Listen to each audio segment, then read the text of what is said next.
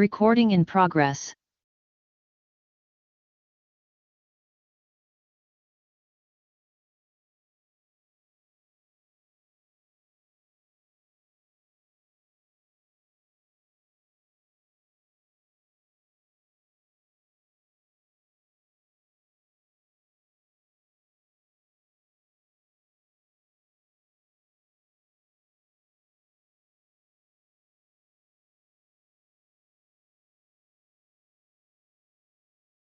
Recording stopped.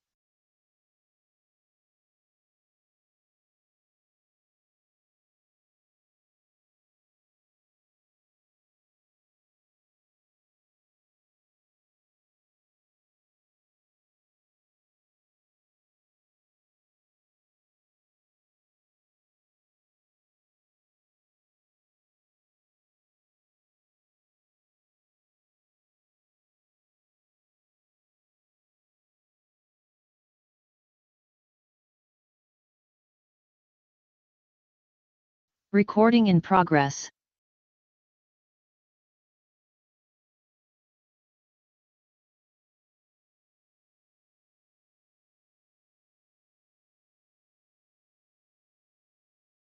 Recording stopped.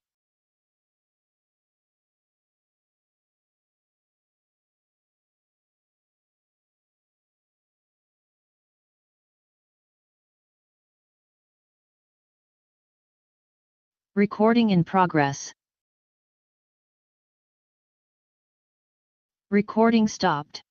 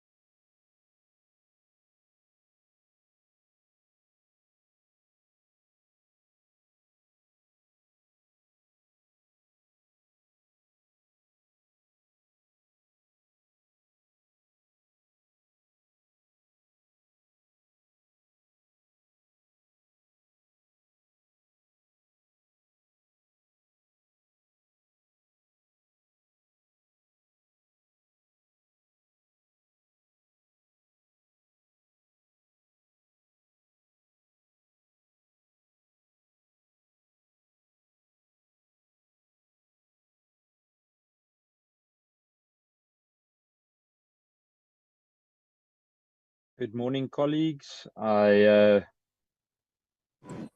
just want to give, as always, give 30 seconds for anyone who's still joining. It's 9 a.m. sharp. We will start shortly.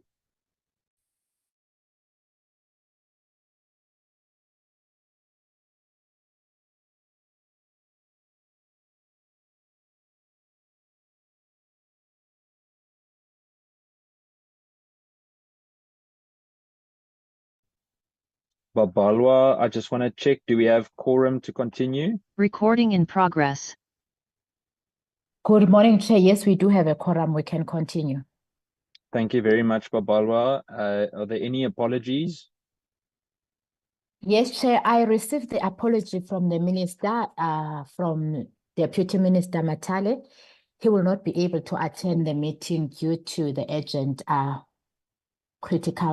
due to the departmental engagement, and Deputy Boishelo.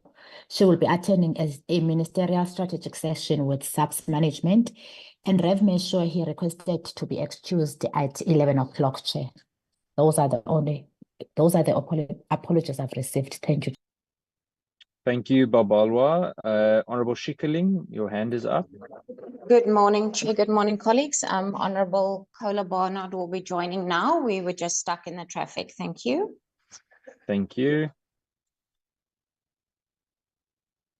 I just want to say the minister did phone me this morning. We also spoke yesterday. There will be formal feedback regarding technology. They have a strategic session, as correctly said by Babalwa. I just want to quickly ask whether we can adopt the agenda. Well, there's one thing before we adopt the agenda, I would like to, General Masemola, I see your hand is up. Good morning, Honorable Chairperson and members. I will be part of the meeting that the minister is speaking about, but I will leave General Ku on the platform. Thank you, Chair. Thank you very much, General Masemola. That's 100%. Thank you for attending for a short while. Colleagues, there's one informal part we did write to SAPS and the Hawks regarding feedback on today's session about the corruption at the Philippi Training Academy, which, you know, a few weeks ago, about more or less 5 to 6 weeks ago, we did an oversight visit on.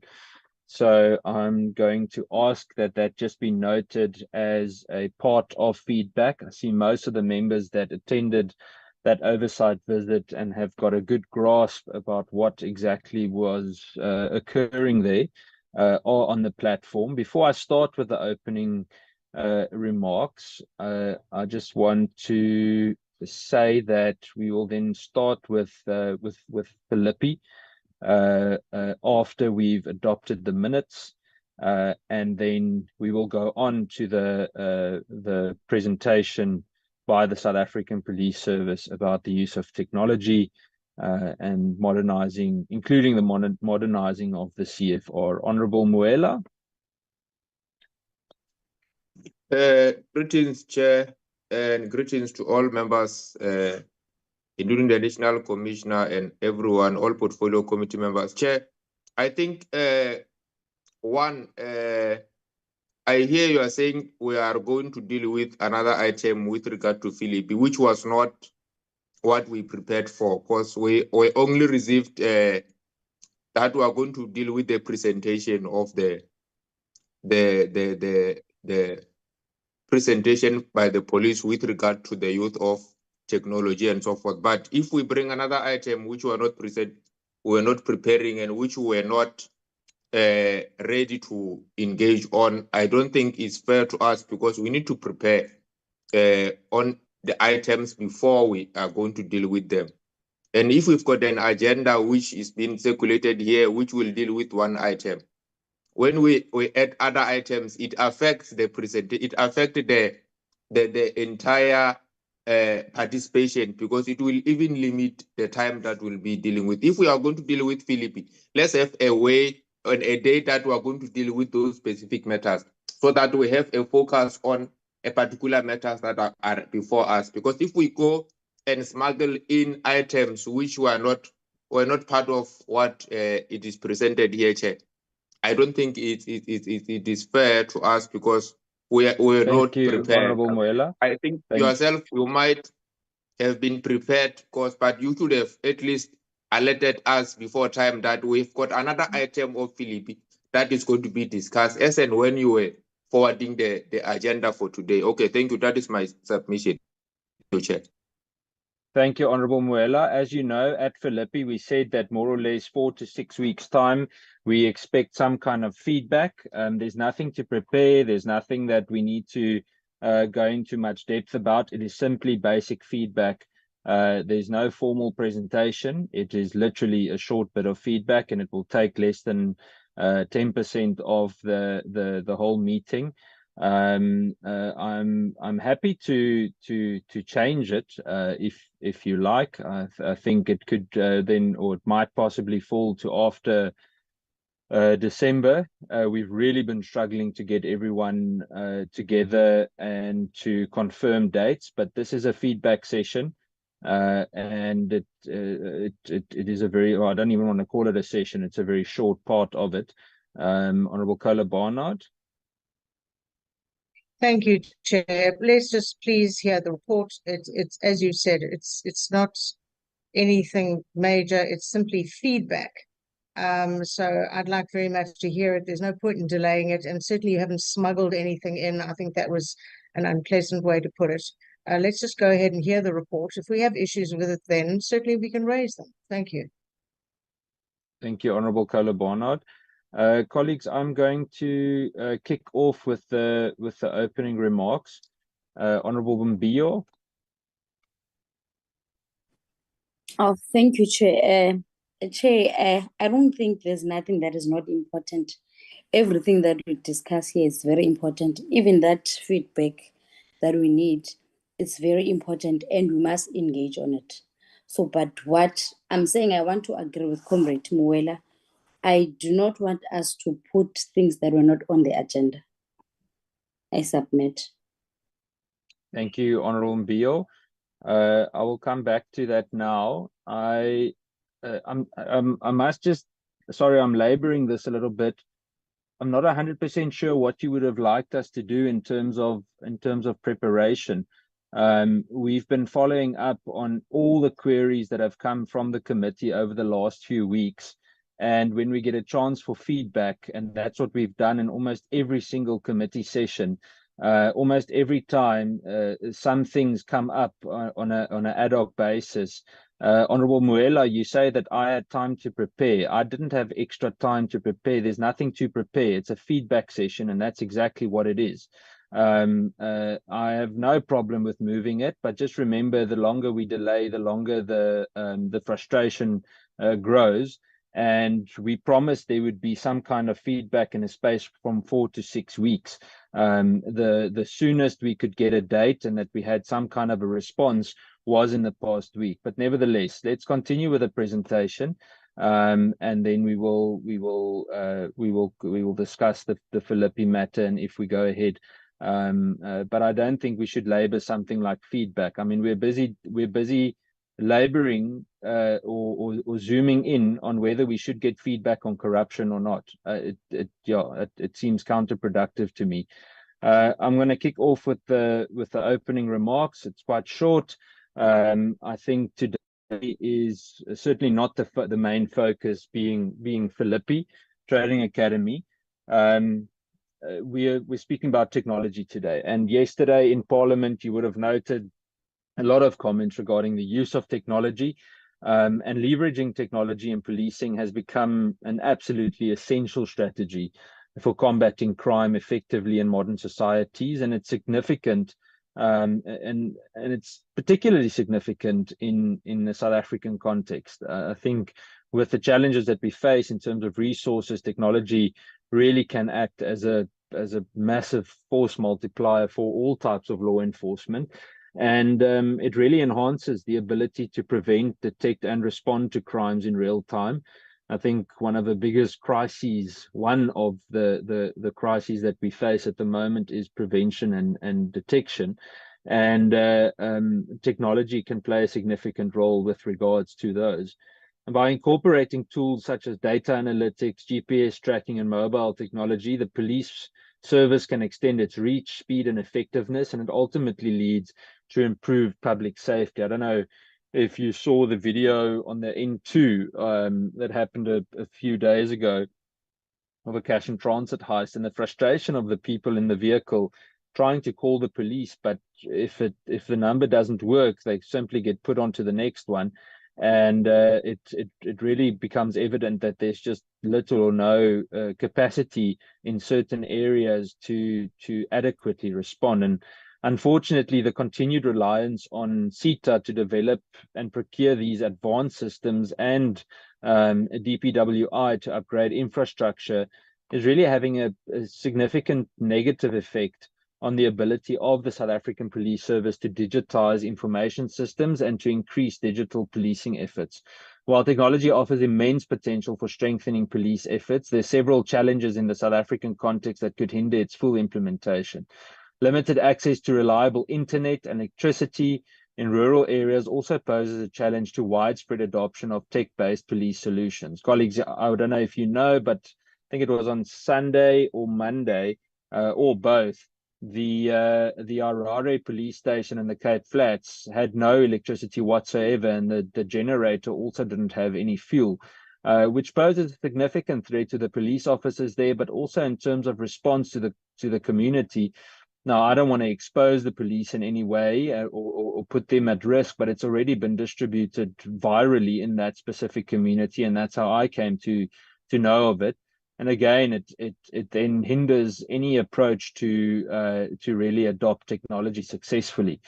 In terms of technology, then holding an enormous potential as a force multiplier for the police's fight against crime, the integration of advanced tools like surveillance systems, data analytics, and real-time communication can significantly enhance crime prevention, improves response times, and fosters stronger community engagement, and obviously community trust too.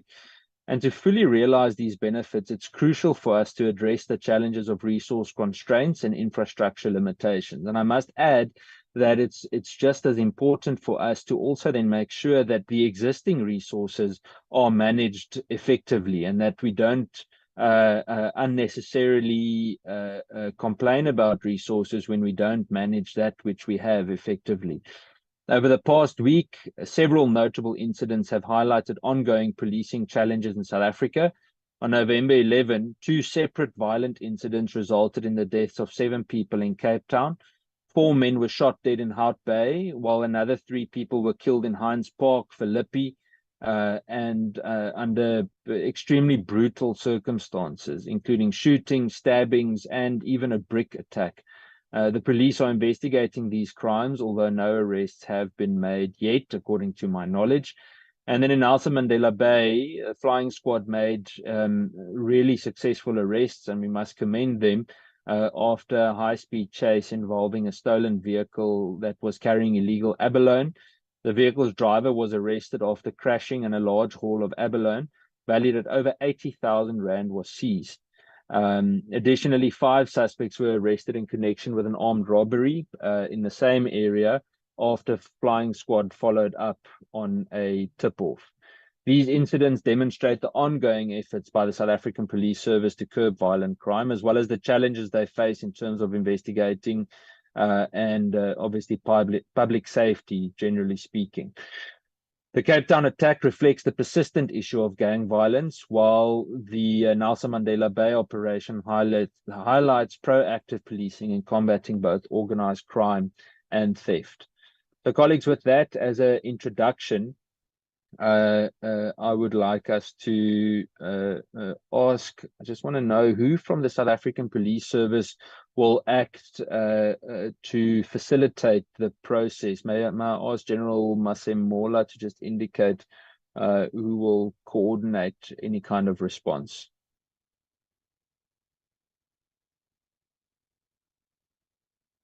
Colleagues, while there we go, General. Thanks, Honorable Chair. You say coordinate response in terms of, is it the Harare matter? Or No, sorry. I just want to know, we're going to go to adoption of minutes, General, but I just want to know, with regards to the SAPS presentation on technology today, who is going to present on behalf of SAPS?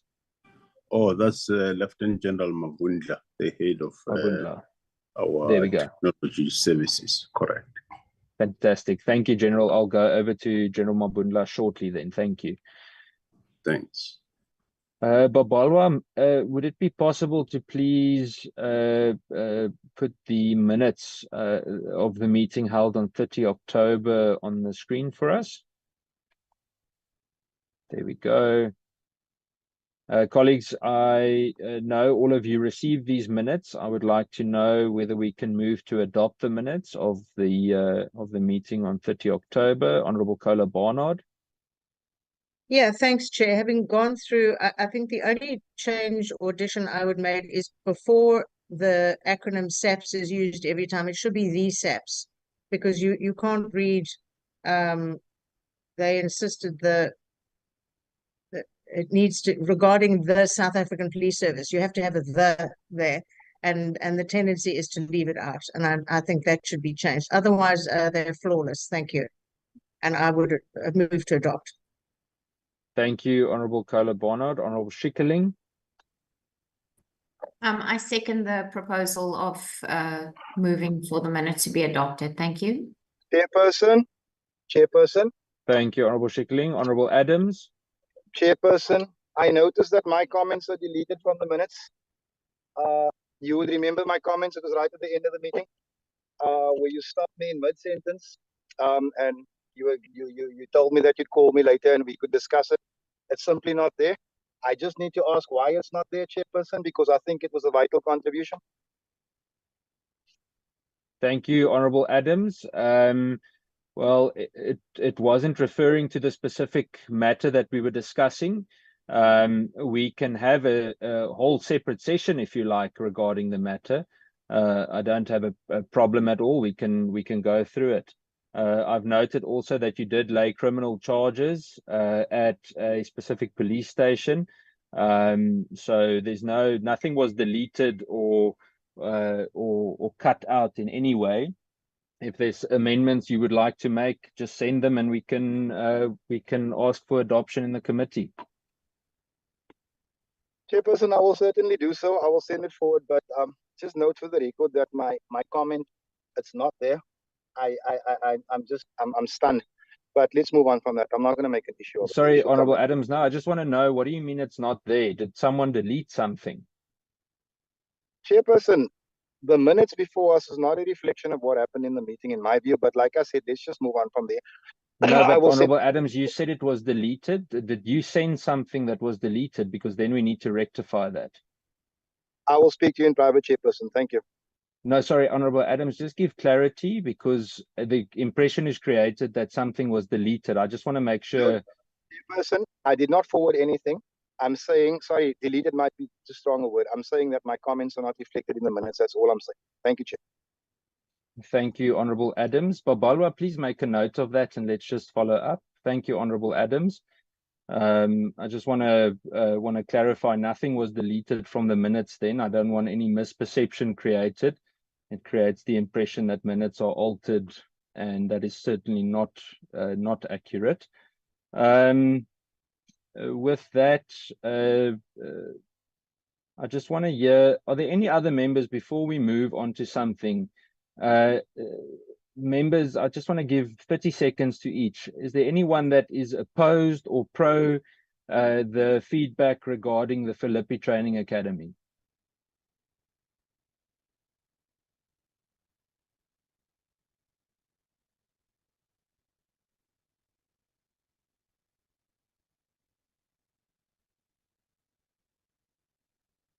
Honorable Kola Barnard. Yeah, as I said, Chair, please, if we've received feedback, let's hear about it. Thank you. I think that's all that needs to be said. Let's just hear it, because it's been sent to us. So now there's nothing to prepare. Let's just hear what they have to say. Thank you. Thank you, Honorable Kola Barnard. Any other objections? Honorable Muela, Honorable Mbio, is there anything else you would like to add? Thank you, Chair. Comrades, sorry, colleagues, honorable members. We are not disputing the fact that we are saying that we don't want the report or the feedback. We do need the feedback. And after the feedback, we must also engage on that feedback. Remember? So that's why we're saying that it must be put on the agenda. We cannot wake up today and then be told that there's a new item that must be added. That's what we are saying. We never said that we do not want the feedback, but we must have a way in how this PC must be conducted. Thank you, Honorable Bio. Honorable Kluter. Thank you. Good morning, Chair. Now, Chair, I just wanted to agree with Honorable Moela regarding the feedback of the Philippines. The chairperson, you said the agenda before. So I think for now, going forward, whenever there's feedback, it must also come on the agenda. So for now, I think we must leave it out and so that us can focus on the agenda of today. Thank you, Chair. Thank you, Honorable Kluter. Honorable James. Thank you so much, Chair. Good morning, colleagues. I agree with Honorable Moela because in future, then other members also may feel that they have feedback on important matters. That's just going to open up a completely different basket. So I think for now, let's leave it off. We do know it's important. I also think that after the feedback is given, then we just might want to engage on the feedback, which will also take up time. Thank you. Thank you. Thank you, Honorable James. Honorable Moela. Yeah, Chair. I think I did not want to. This thing looks like it's an issue. I just wanted to show the importance of us receiving something that we'll be discussing before, rather than just going into it, so that we must have a thorough discussion about it. But I think I'm covered by the elected speaker. Thank you very much. Thank you, colleagues. We're going to move on to the presentation regarding technology. I must just mention, and I'm aware that certain members know of it, or I think so. The reason also for the urgency regarding Philippi is that there was a firearm incident where a senior member of the Philippi Training Academy threatened to shoot another management member of the training academy. The person that was threatening to shoot the management member had a breakdown and has since been booked off for stress, and all of the mentioned persons have been implicated in the alleged corruption at the academy. It has become a life-threatening situation. I'm aware that moves have been made, or so I'm told, at the college, but nevertheless, we will first go to the matter of technology.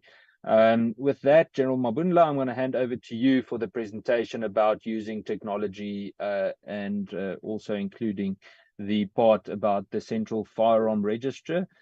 Colleagues, I want to remind you, please, that before we continue to the presentation, that if you speak, please switch on your camera for purposes of the public that may also be watching, and that Parliament's media also previously asked that we please do that. Honorable James, I think it is a legacy hand that is up. If you would like to say something, please do before we continue with General Mabunla. Otherwise, I'm going to hand over to SAPS. Thank you. Apologies, Chair. It's a legacy hand. Thank you, Honorable James. General, please do continue.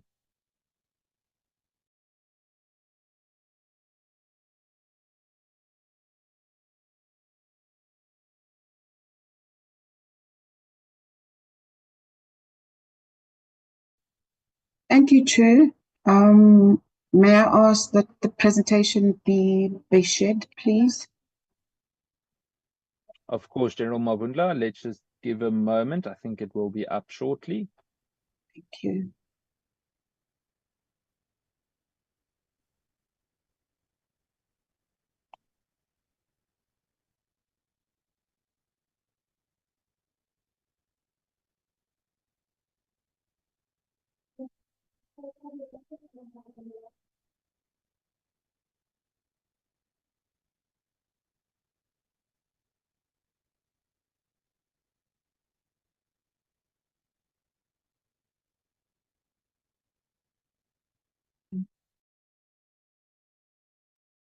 Babalwa, I just want to check, are you adding or going to share the presentation? Possibly Nicolette?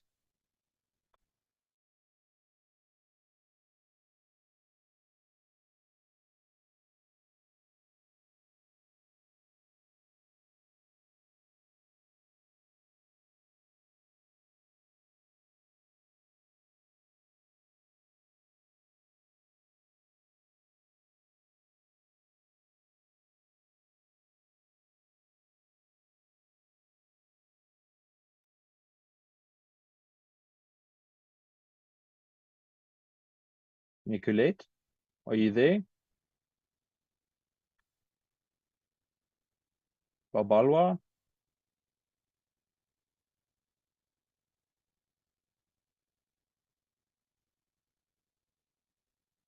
Chair, can you just give me a minute? I'm trying to share the presentation from my 100%. Thank you, Babalwa.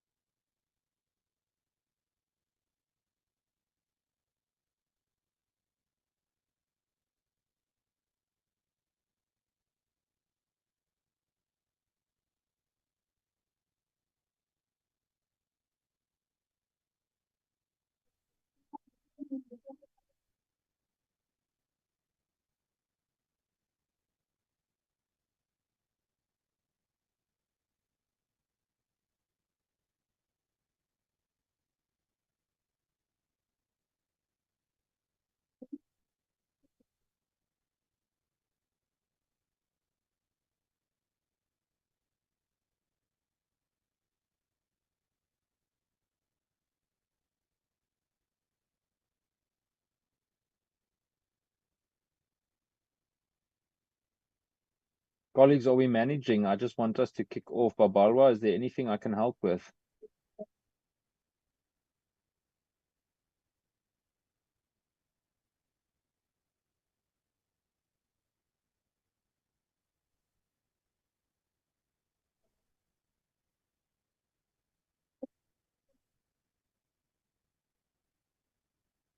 General Mavunla, you're also welcome to share. You do have access to it.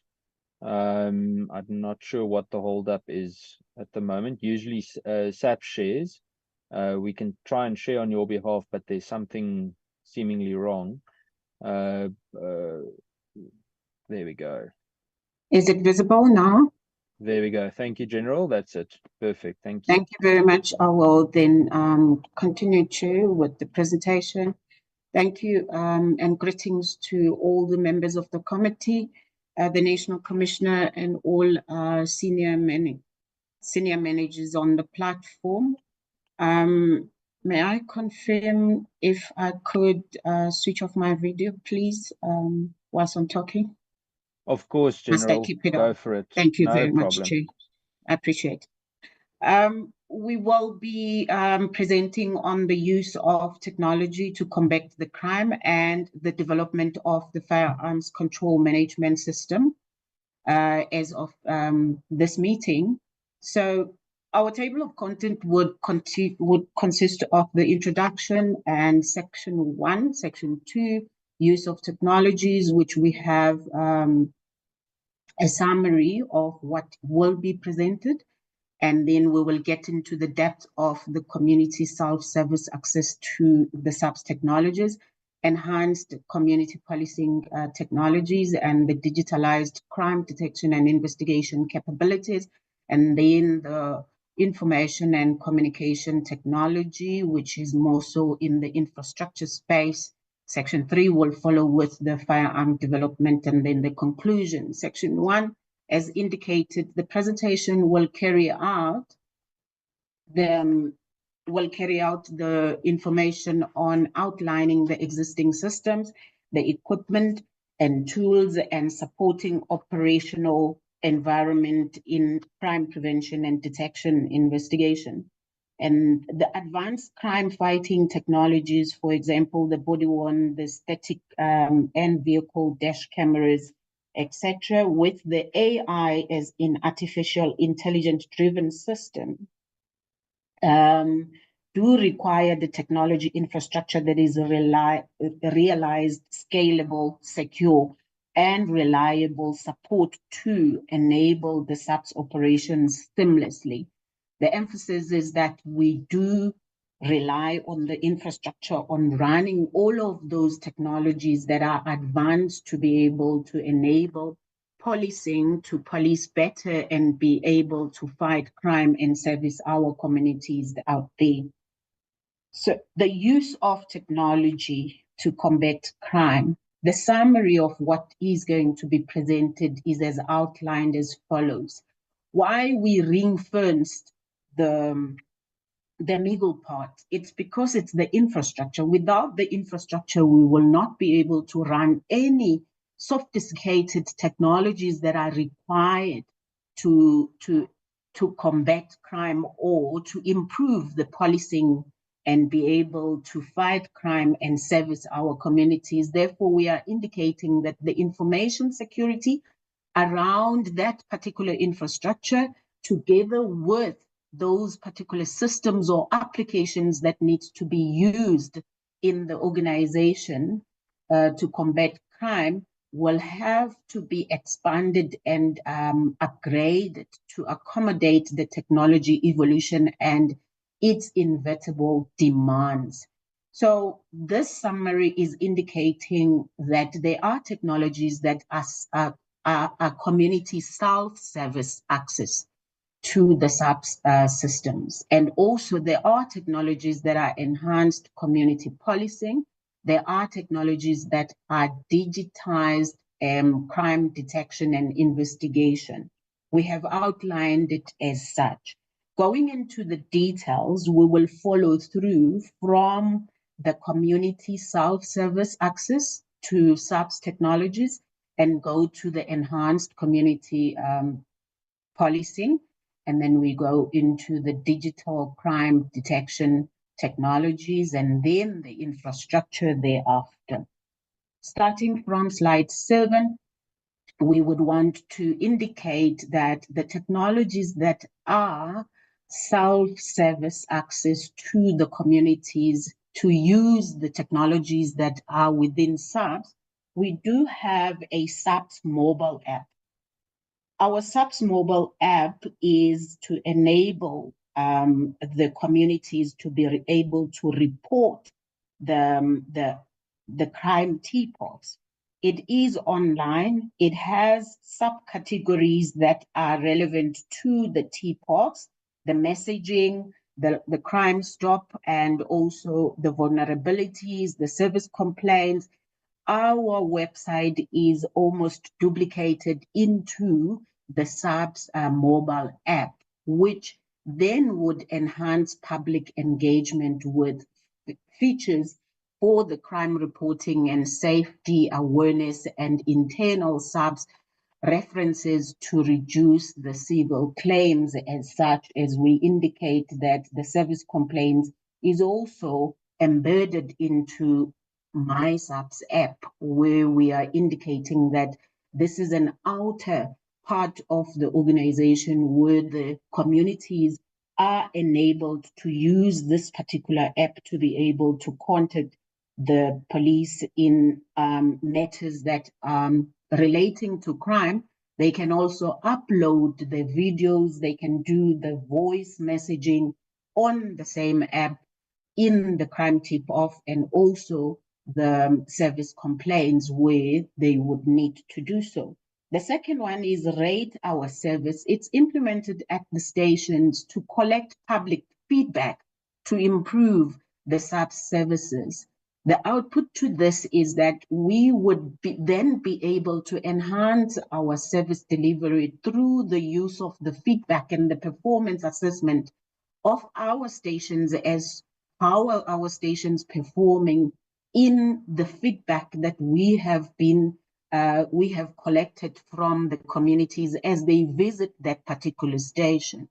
The service complaints, as mentioned, is to provide the platform to the citizens that has a layout of complaints regarding the services that are rendered by the police, where you would have not got the service that you would have expected from the police. The service complaint is the means that you can report to and be able to enhance the service delivery of the organization and look at the performance of the organization thereafter.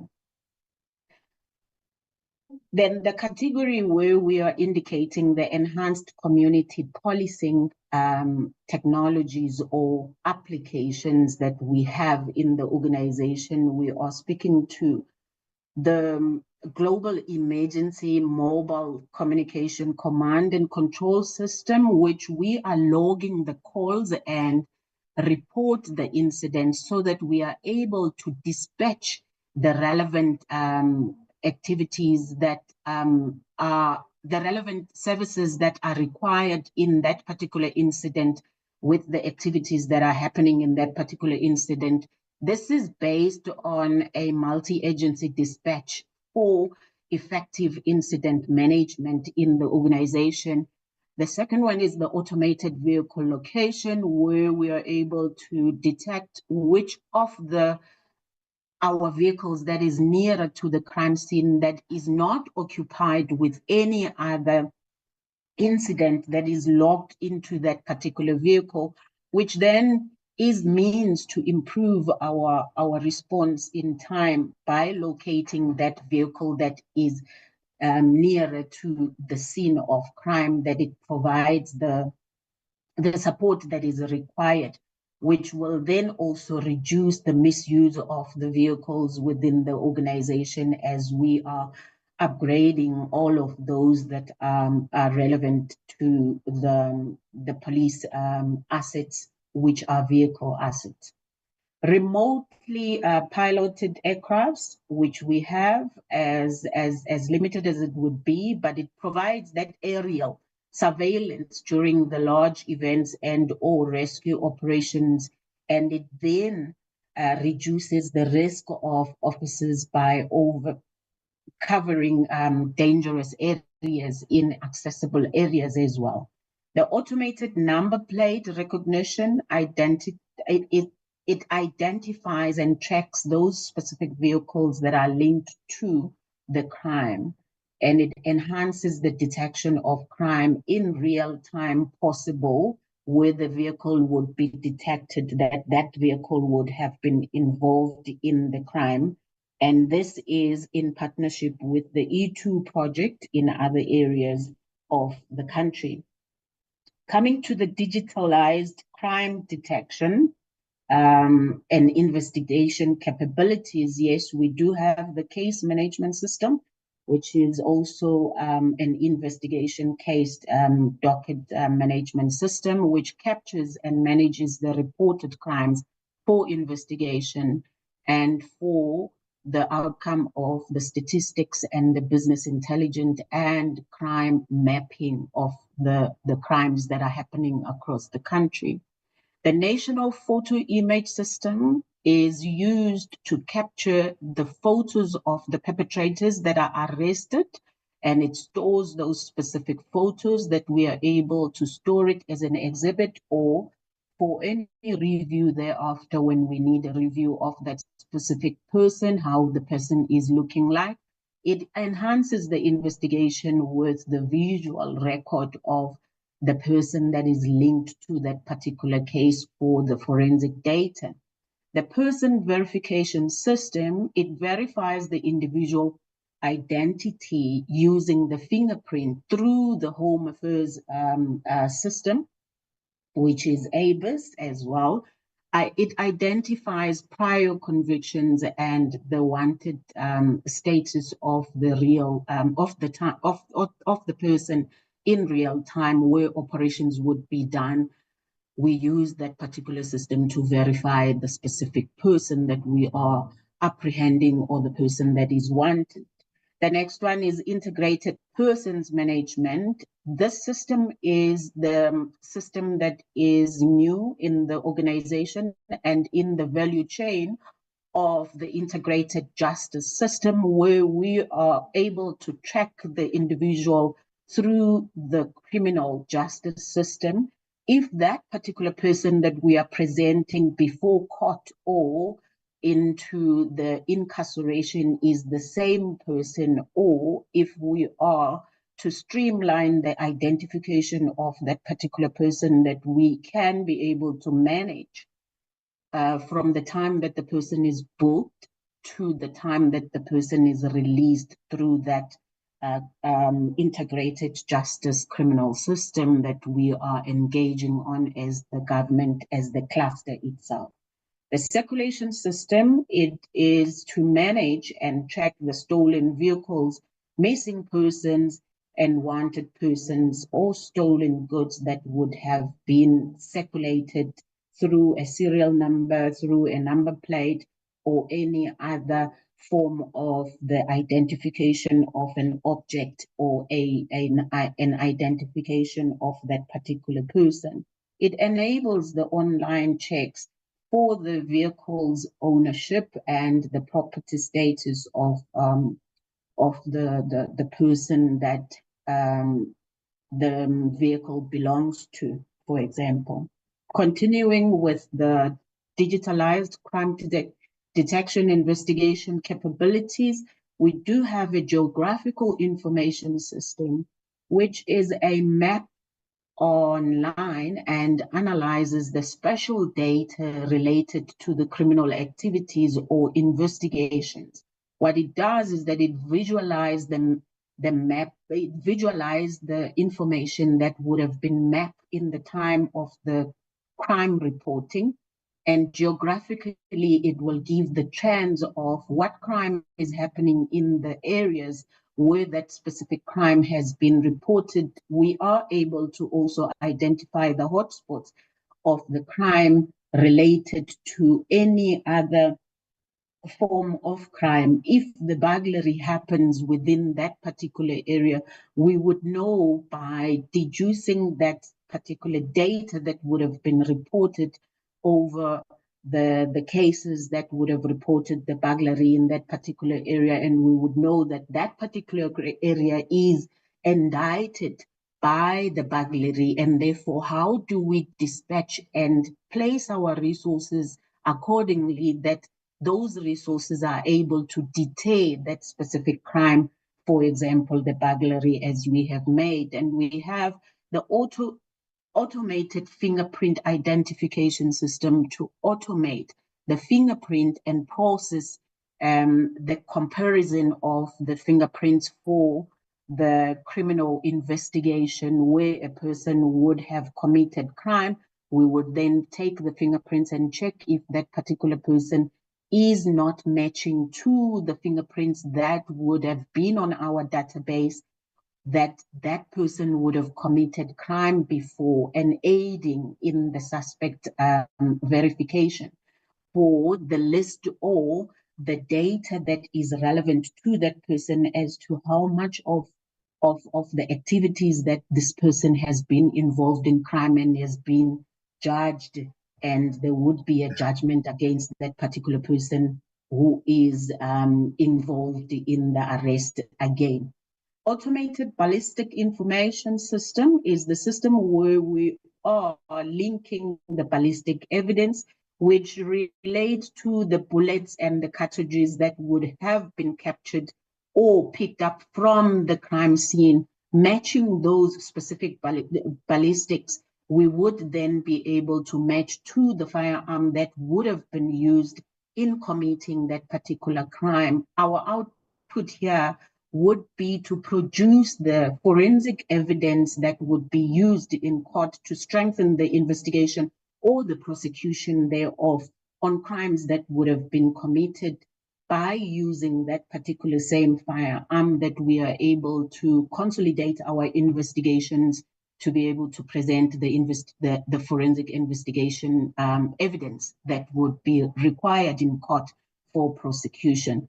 Cybercrime tools and the software, it's where we have digital investigation capabilities to combat the cybercrime. There would be tools that are deployed in the environments that are doing the detection and investigation capabilities, where they would be able to use this specific software and tools to extract the information from the instruments that would have been used in committing that particular crime. That evidence is then used to also strengthen the investigation and be able to link that particular person to the cybercrime that would have been committed.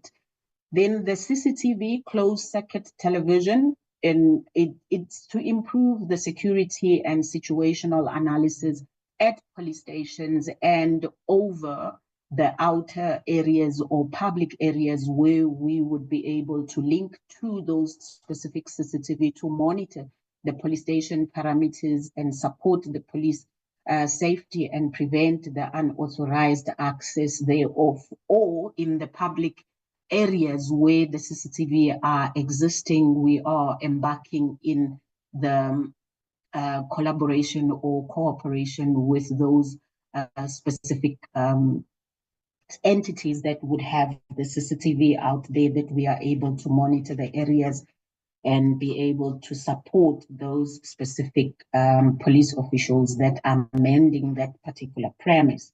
Coming to this last one on the use of the technology, this is information and communication technology, which we are presenting as the infrastructure that is required to run all of those specific systems and the softwares and tools that are enabling the police to work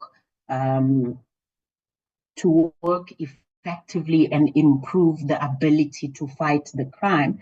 We have network services that are enabling all of the SAPS business and systems and emails and internet to run from, to run on or to transmit on. The output thereof is that we need to ensure that the connectivity to the SAPS business systems and administrative tasks and a file sharing or any other efficient operations on internet, we are able to run seamlessly, which requires upgrades all the time because the technology goes obsolete and we have to engage in upgrading those network services within the stations and the country as a whole.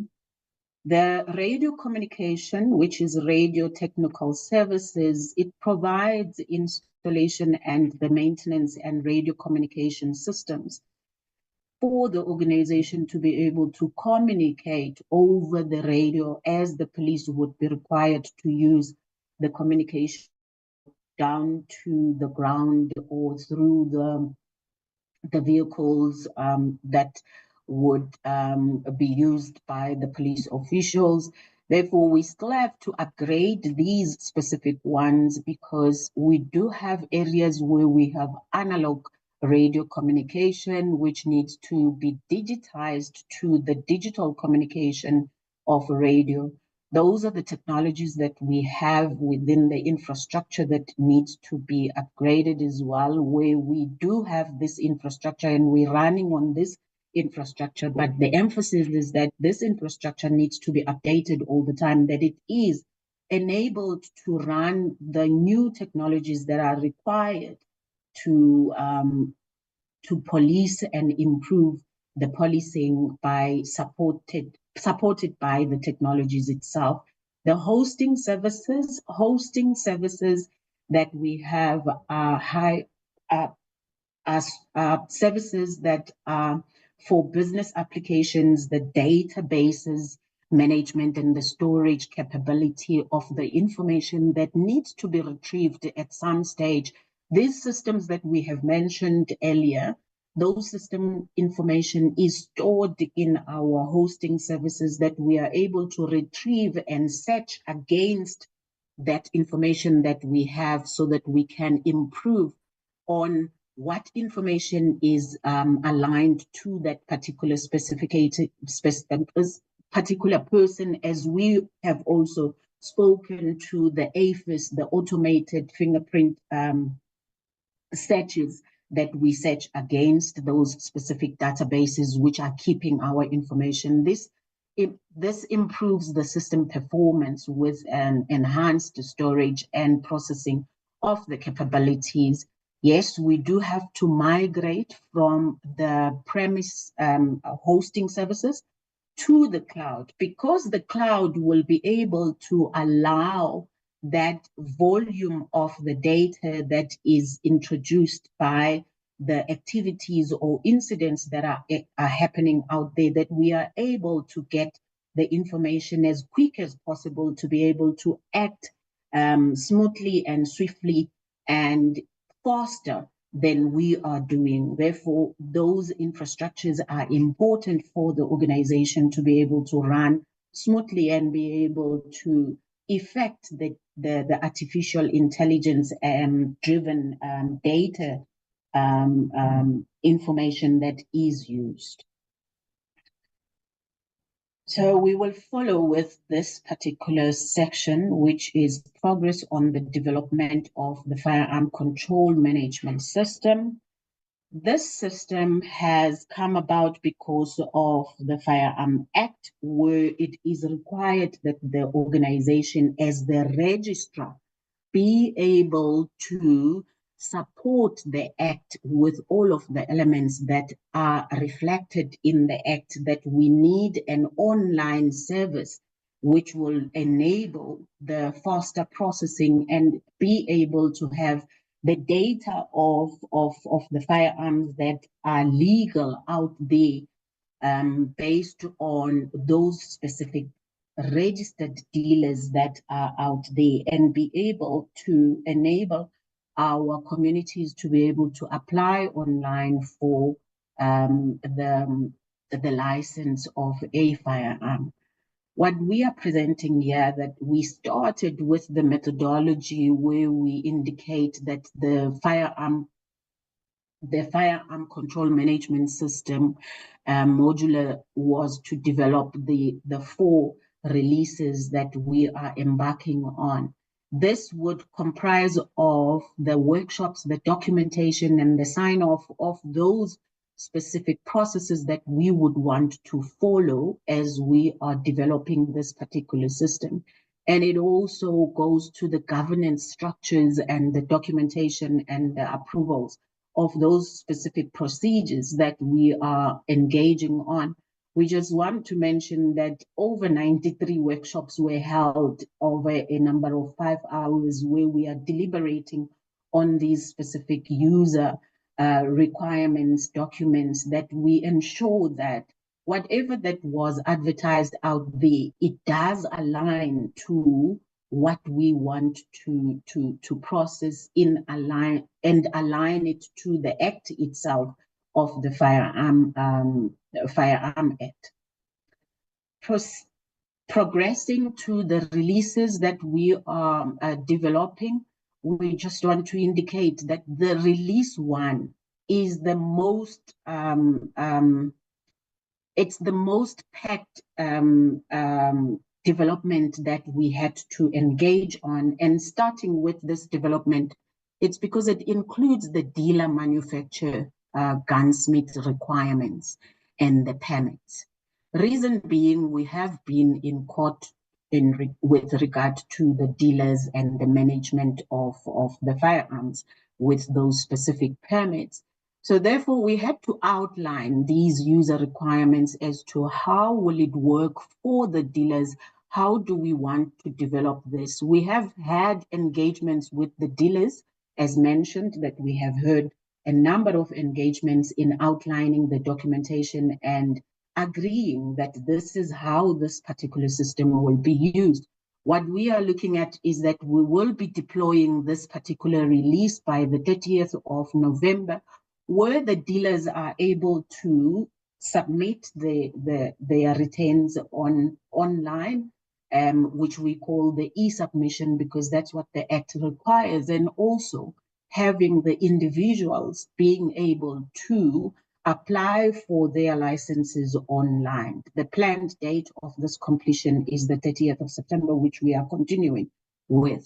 We have also the integrations for integrations to the other systems of SAPS. We have completed 10 integrations with an overall of 80%, pending the testing, which we need to test, and the external integrations, which we have completed, is 25% to the other systems that are external.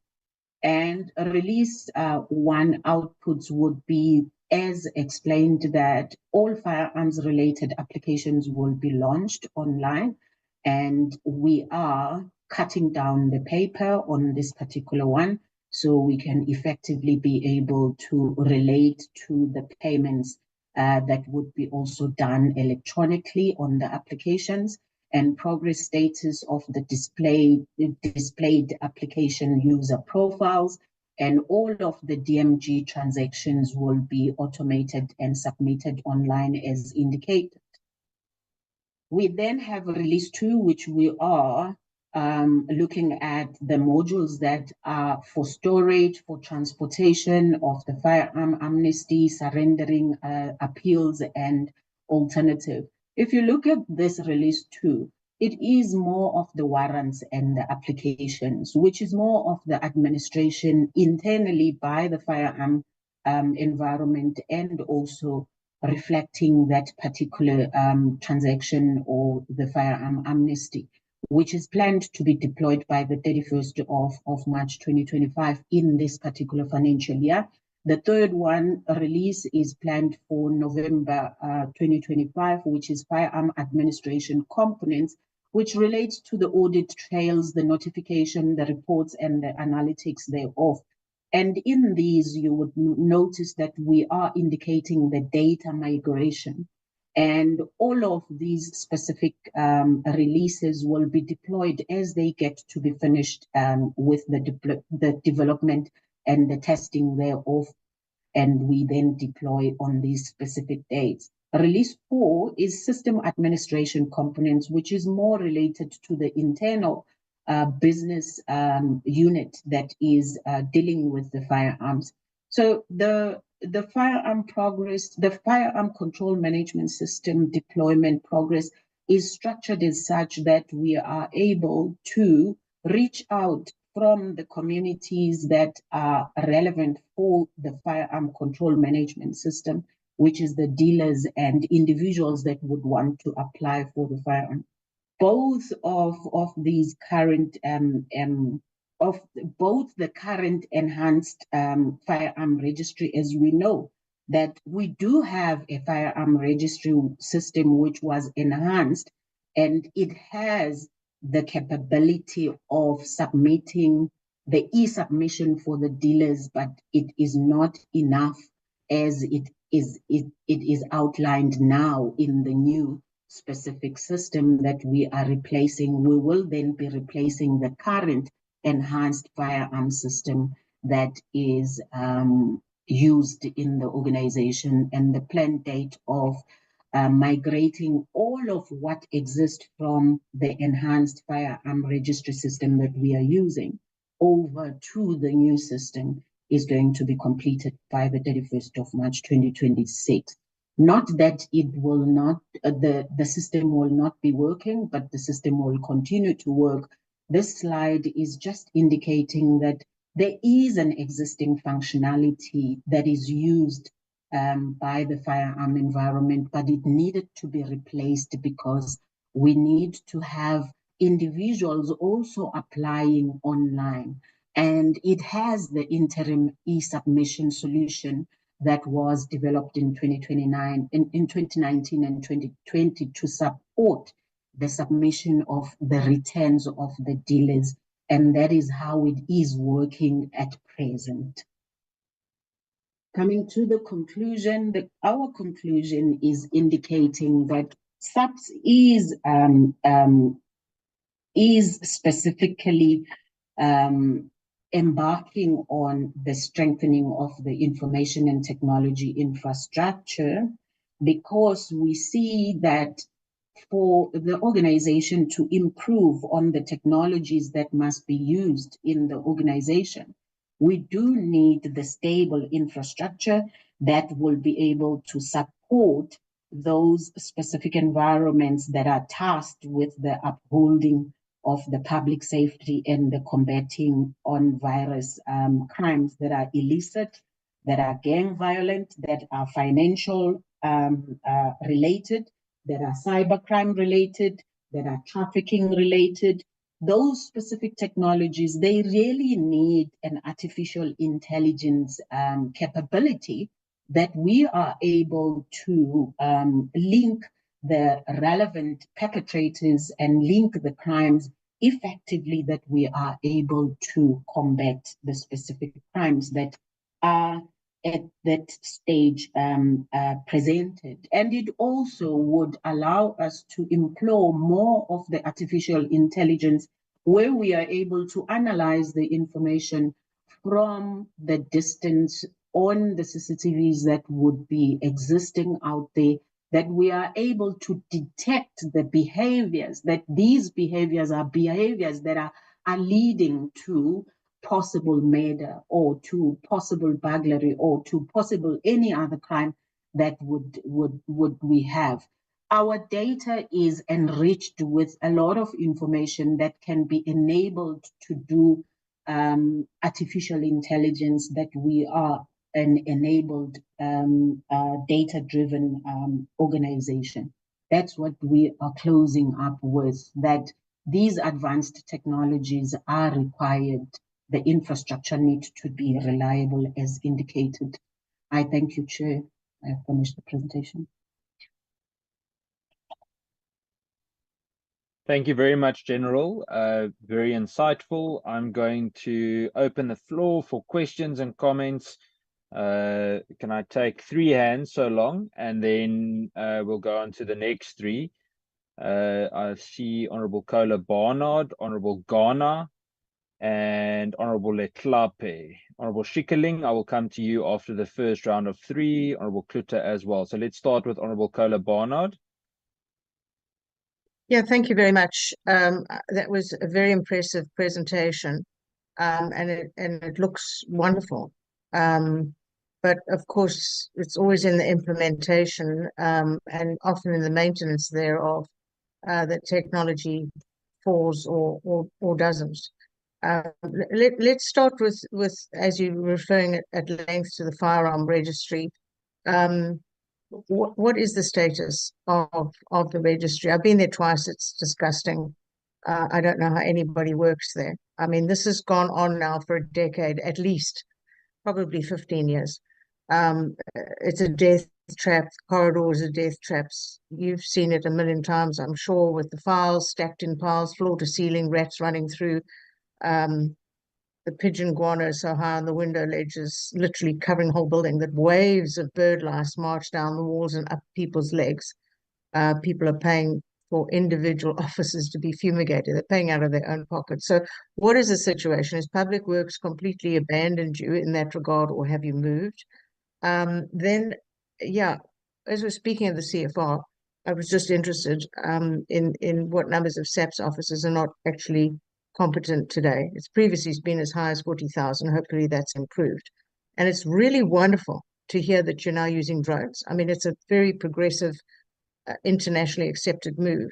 How many of your SAPS officers are qualified? They have to apparently be qualified with a certain license to fly a drone per province. Do you have sufficient? Because training is always an issue.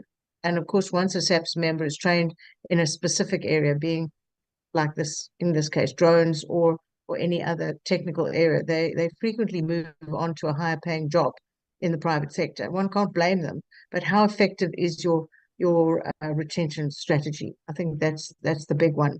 And your fingerprint recognition system, AFIS, it's gone in waves over the years. Historically, there have been many stations with no fingerprint capacity. People would have to be put into a van and driven forever to go and have their fingerprint taken somewhere else, and then or it would be taken manually, and then the piece of paper moved somewhere else. I mean, it was a very laborious situation. There were big attempts to ensure every station had the capacity, but that's never really come to fruition. Are you having better success with that now? And yeah, finally, you know, the reality of the situation, and as I say, your systems look wonderful on paper, but if one looks at a specific area, let's look at eThekwini, the cameras that are supposed to cover vast areas to spot possible criminality, to protect tourists, etc. They're all out of commission. They've been out of commission for years. So while it looks like you're being protected, actually there's no linking at all to SAPS stations. So it's a problem, and maintenance seems to be the biggest problem. So please just bring us up to speed with that, and how the reality of the situation on the ground is reflected here. I thank you very much. Thank you, Honorable Kola Barnard. Honorable Ghana. Thank very much, Chair, and thanks for the presentation. And we'll continue in terms of the points that Honorable Kola had raised. But wanting to get into the technology side of things, Chair, one has been doing a number of oversights. So oversights to police stations in terms of the general infrastructure, the technology infrastructure that is even lacking, including what we used to, what you could call the basic insofar as the telephone network. So the telephone network that now you have the officers that then have to use their own cell phones in doing the work, just to get the status insofar as the hardware to the stations to enable the technology to work. So that's the first aspect insofar as the question, my first question is concerned. The second question, for a long time we've been talking or around the issue of body cameras for police officers. I don't know how far we are with that particular technology. So the body camera goes in line with the dashboard cameras for the police vehicles. Is that something that's in the pipeline? What are the time frames for that? Because both the dashboard and the body camera serves multiple purposes. One, it also helps in ensuring that you reduce instances of corruption and extortion and bribing of police officers, but also serves also as a protection mechanism, and also helps in fighting the crime. So that would be the second one. So when I listen to the presentation, one aspect that is kind of missing, unless if it's maybe it was not it's not as wide spread, is the technology around face recognition, especially in key areas, or in areas where there's like whether it's airports or other areas where there's the chances of crime increases. How is that technology coming along? And linked to that, you would know, Chair, that the private security industry is moving at a faster pace insofar as smart technology is concerned than the police. The police is actually lagging behind. And to check the collaboration between the private security industry and the police. Because if you go to many neighborhoods, well-off neighborhoods, there are cameras every corner. Actually, I think there was a documentary, you might remember, or around this constant surveillance in certain neighborhoods. It's how does that link with the SAPS in collaborating to fight crime?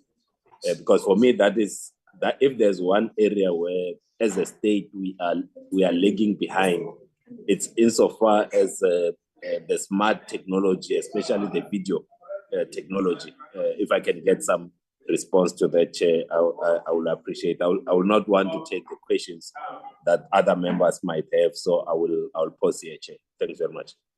Thank you very much, Honorable Ghana. Honorable Letlape. Thanks very much, Chair, and good morning to colleagues. Let's welcome the report.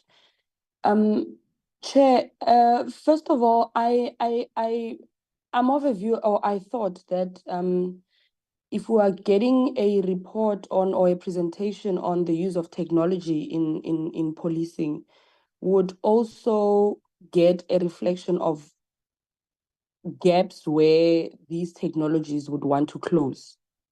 For instance, we've got the different technologies, the ICT infrastructure.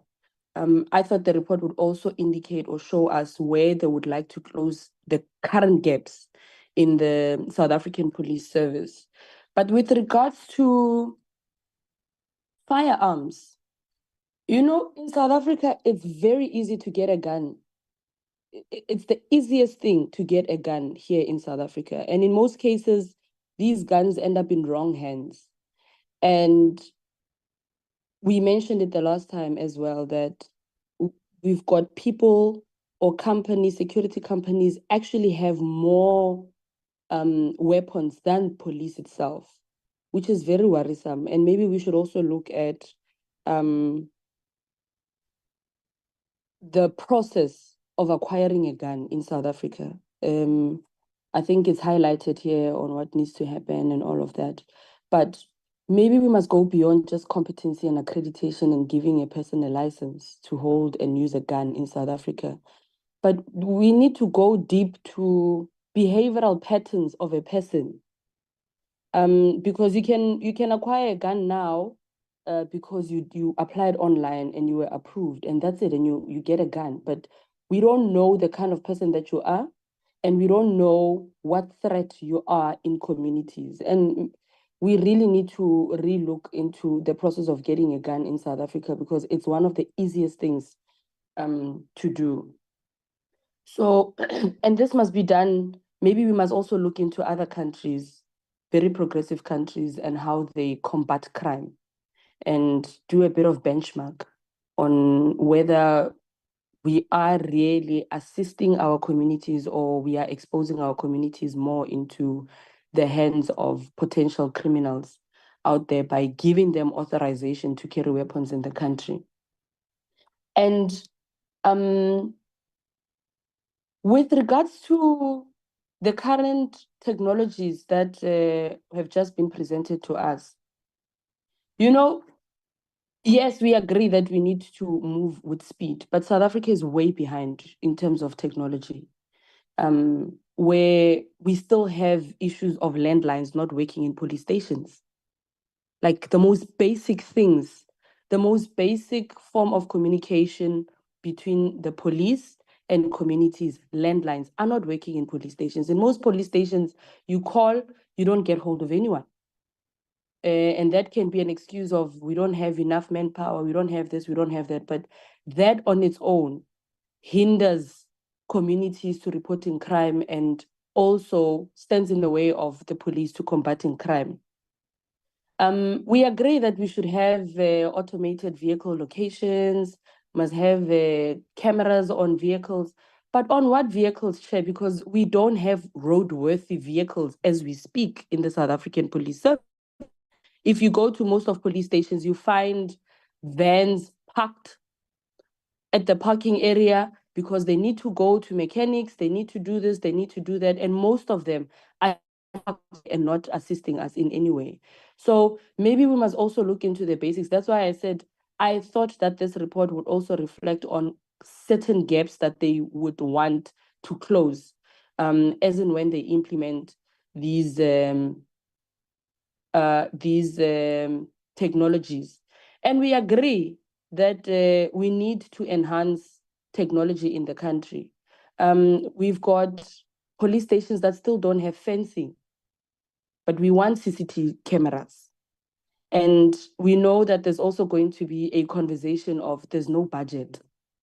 And what I want to check is how far are we with implementing these proposals, if they have been implemented, and budget as well.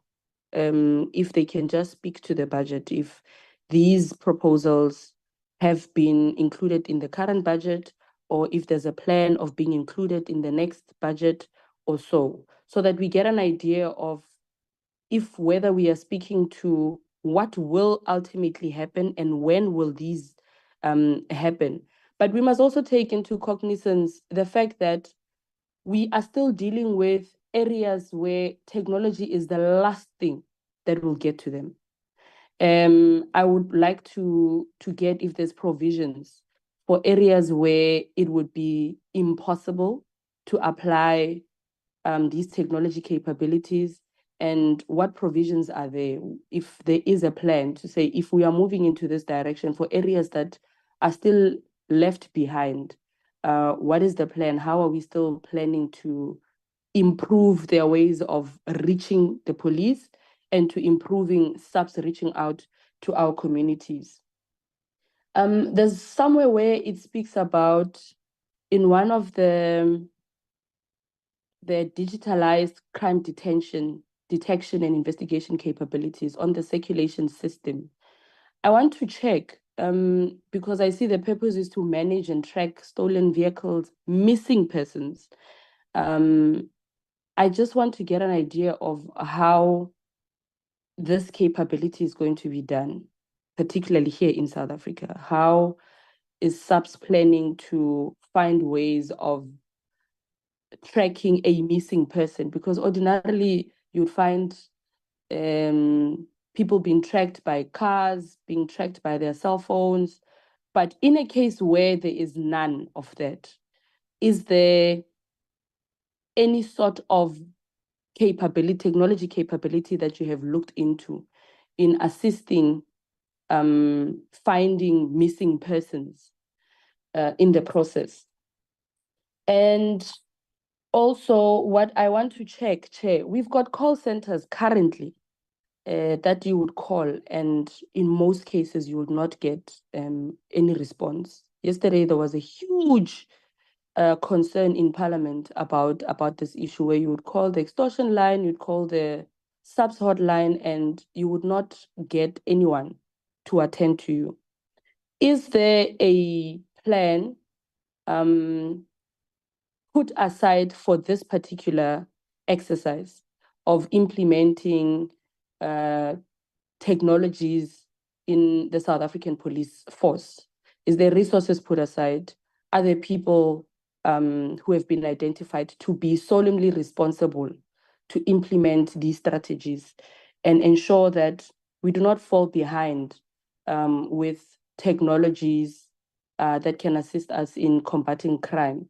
But we must also ensure that we do not leave our people drowning in corruption because we've got these ideas of technologies, but we don't have a plan of how we're going to implement them.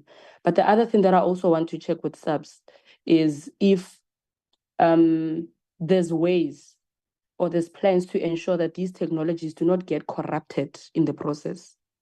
They are great ideas, but unfortunately, they are going to fall into the hands of corrupt people.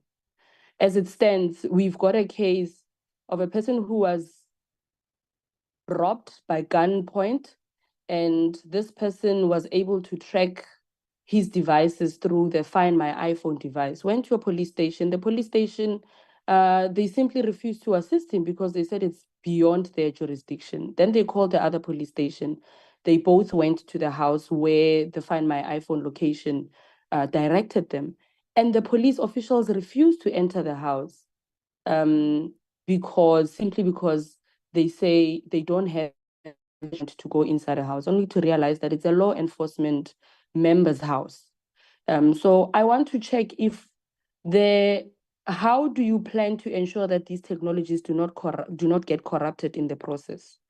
Intend on strengthening your intelligence, and who will be overseeing this implementation of these technologies. With regards to firearms again, service providers who are authorized to sell guns, to render services of selling guns, of training people to use guns and all of that. How often does SAPS monitor these service providers who are authorized to sell guns? And is there a quicker way that SAPS use to trace a gun and check where this gun was acquired through the database of these service providers? And maybe just also check on if there has ever been an incident like that and what has happened. What is the quickest way of dealing with service providers who sell these guns, and ultimately you find that these guns are used in crimes, and once that has been detected, what then happens? And maybe also check if there is a plan of strengthening the process of acquiring firearms in the country. Thanks, Chair. Thank you, Honorable Lehlape. I'm going to hand over to General Mavundla. After that, I've noted Honorable Schikkerling, Klute, and Muela, but let's hear from General Mavundla first. Thank you, General.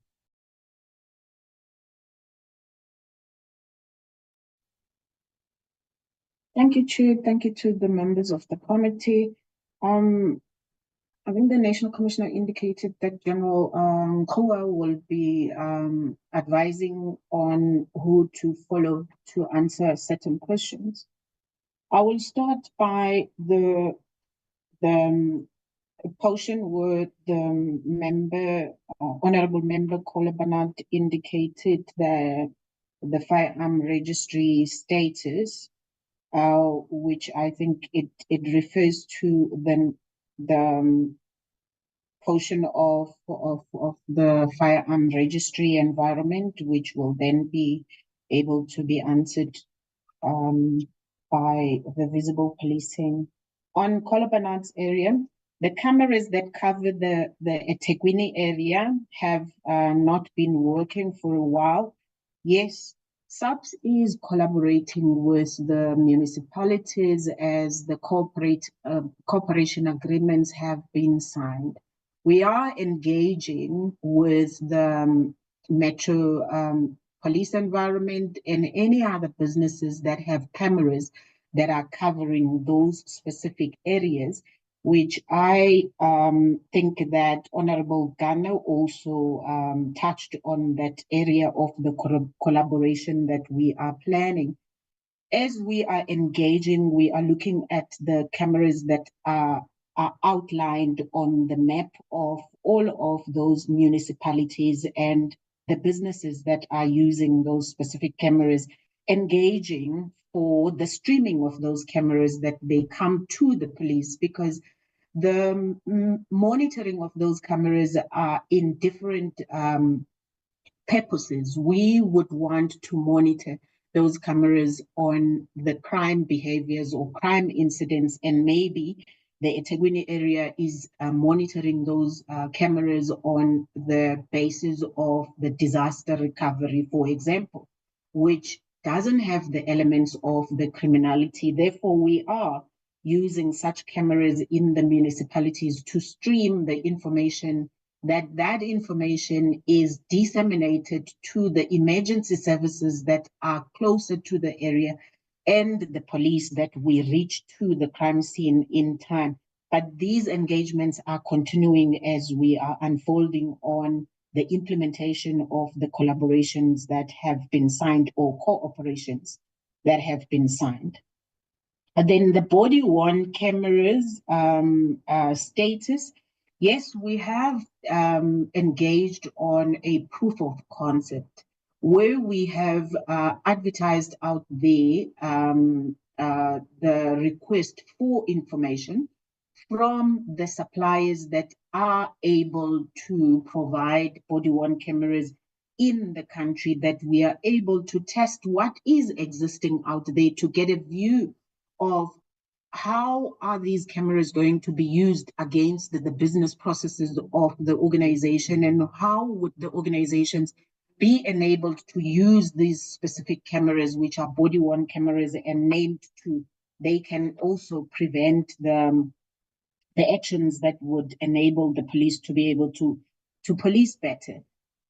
The specification has been compiled. I think our supply chain is ready to advertise out there for such a solution, and that is why we are mentioning that body-worn cameras are one of the technologies that we are embarking on to use. Having said so, technology infrastructure is the backbone of all of these specific technologies to be transmitted on the technology infrastructure and the hardware that is going to be used by the users sitting on their desks to be able to monitor those specific incidents and be able to respond or command the response to such activities that would be happening on the ground. On the technology infrastructure, as mentioned, we are upgrading our technology infrastructure as it gets absolute. Yes, we are behind with the upgrades because of the austerities of the funding, but at the moment we are running technologies that are sufficing to be able to run on that particular infrastructure. As we are going to be receiving or using the body-worn cameras, that infrastructure will need to be upgraded to the level where the body-worn cameras information will be able to transmit and be able to analyze, to be able to be analyzed perfectly. With the telephones at the police stations, yes, as the technology moves, most of our telephone in the police stations would have been running on copper.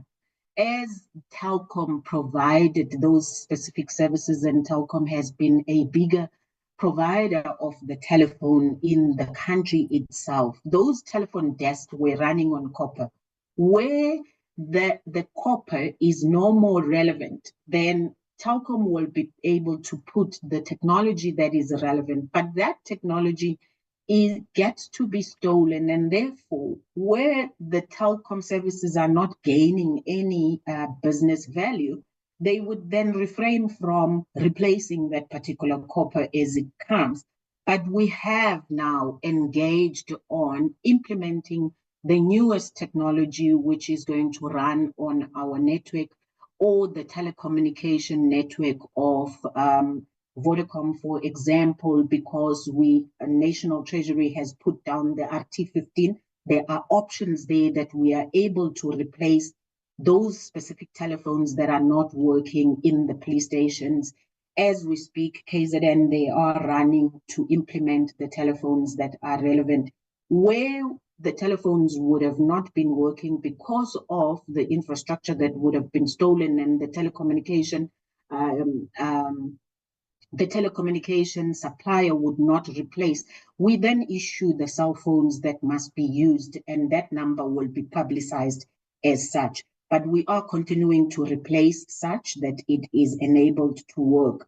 With the lines that are primarily the Crime Stop lines and the extortion lines, we implemented those lines and we made sure that those lines are working. I would assume that they are working. I think if the detectives people are here, they will be able to confirm such, because as far as we we understand the lines are working. The technology around the face recognition, going to in depth with Honorable Ghana's questions. How is the use of such technologies, because those technologies are newer technologies that can enable the police to be able to present itself? As we are streaming those specific information from the cameras that are existing out there, the plan is to be able to implement the software or the platforms that are enabled to do artificial intelligence, that we are able to search through those specific databases of the municipalities or businesses on a person that we will be looking for. With regard to the border areas, I think Vispol will relate to that, where face recognition may be required at the ports of entry, like the airports area. As said, the private security is moving faster. Yes, we are tapping into those specific technologies that are existing out there. The corporate agreement is going to assist us to be able to tap there, because there is no reason that the country should invest on the same technology in the same areas where the crime is happening. You have a pole that is relevant for the business environment, which is monitoring the area, and then you have a pole that is monitoring, implemented by the police officials to monitor for police purposes. But we are going to be tapping into those technologies that are existing, having outlined the areas where crime is mostly happening. The gaps that will be filled in are going to be filled in on where the coverage is not in the areas where the businesses are more interested, or where the metro areas are more interested, like the township areas where we are intending to implement such technologies that are going to be enable the police to be able to monitor the area itself. Those are the gaps that we would want to cover after we have analyzed exactly what are other entities having on the ground that we can be able to use. Where we're saying the reflection of this presentation almost would have covered the gaps where we are not able to implement such technologies, yes. Rural areas, you would find that rural areas are not enabled with the infrastructure that is relevant to be able to run the new technologies, because of the nature of the rural areas, where you may not be able to even find any telecommunication entity that is running in that particular area, because that area doesn't bring business to the telecommunication suppliers. But police, they still need to have that area covered with the technologies that are relevant to be able to police. And that is why radio communication technology is imminent for the police to be able to cover the areas where technologies that are newer technologies are not covered.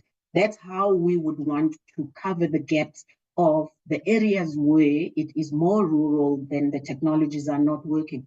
That is why we will still have the analog radio communication technology that we are maintaining, and it still works in those specific rural areas.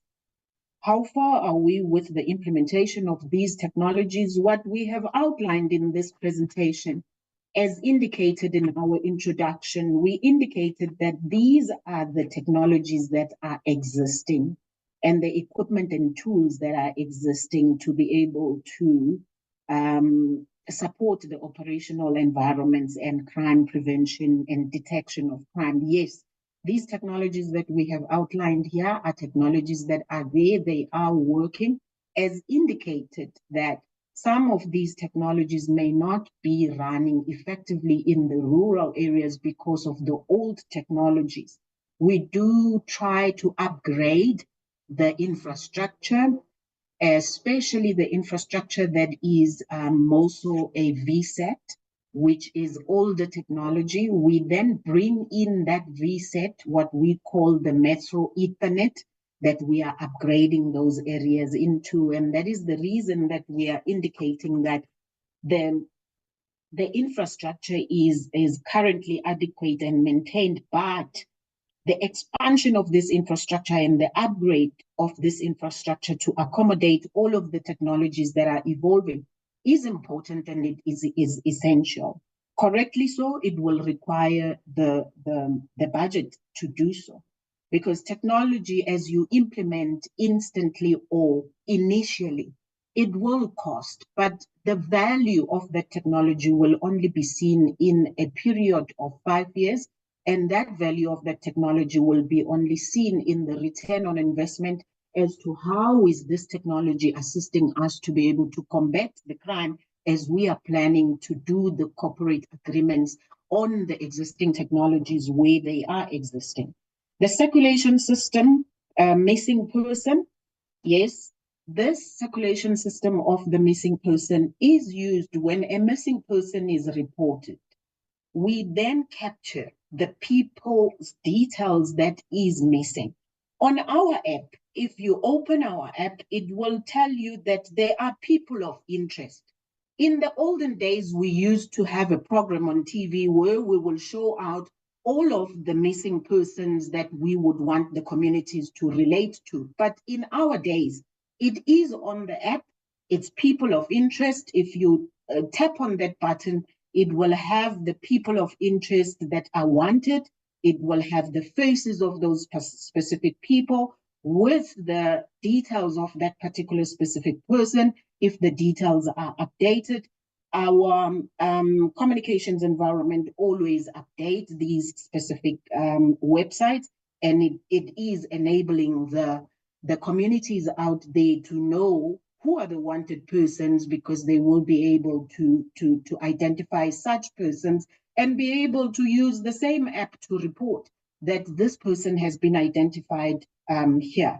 So that's how we are circulating the missing persons as we are tracking the missing persons, and therefore the detectives will continue with the investigation that is relevant to track that specific person that is missing.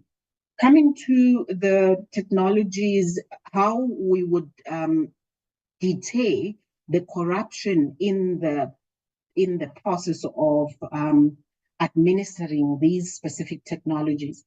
There are categories that demarcate each structure and the ladder of who must see which information on the system.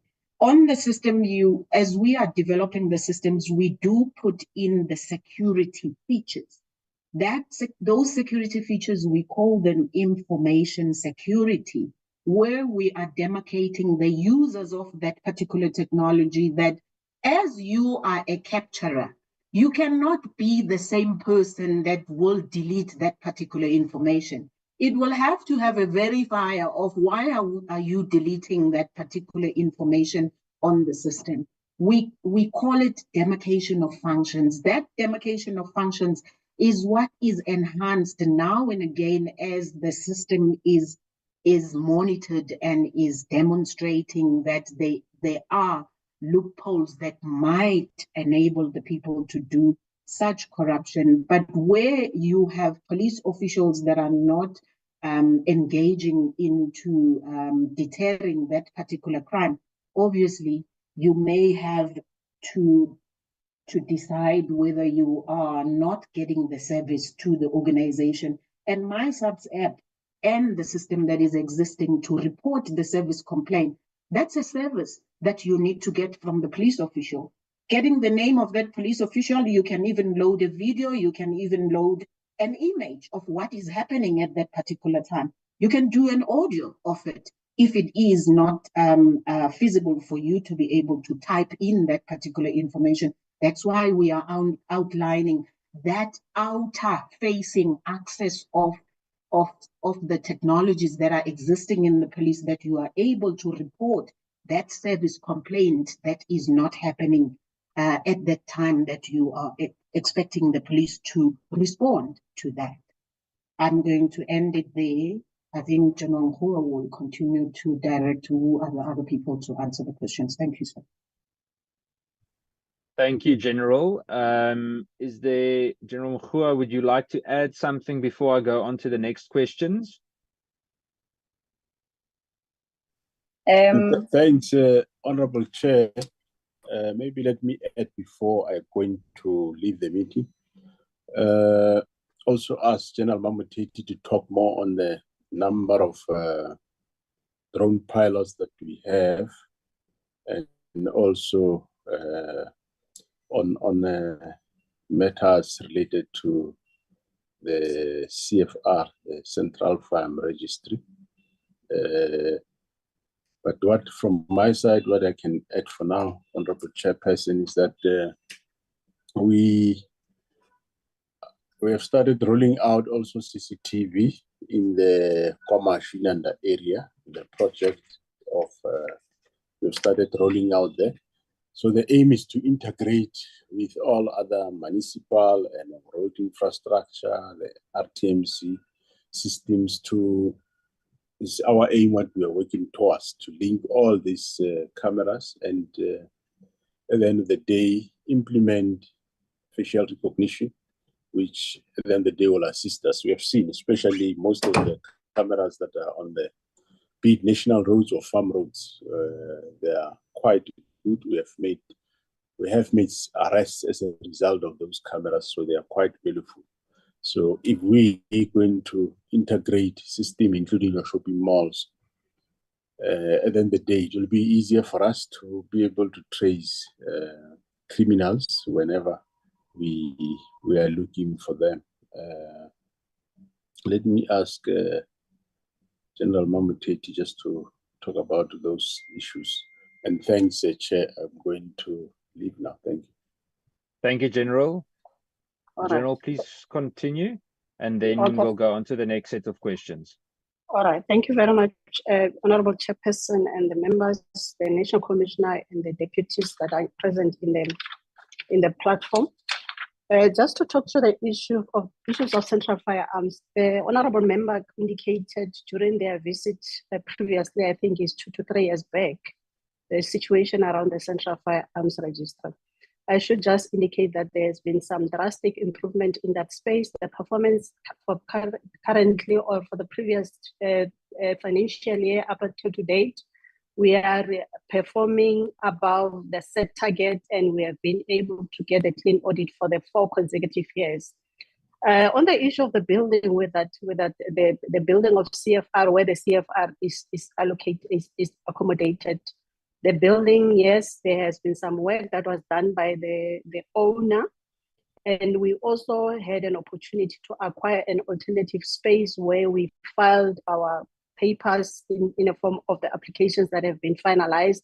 So we cleared the space, but however, I have to indicate that because we are still using paper, time and again, we will have those papers coming in, and the problem will only be solved with this new system that we are looking forward to implement in the next financial year.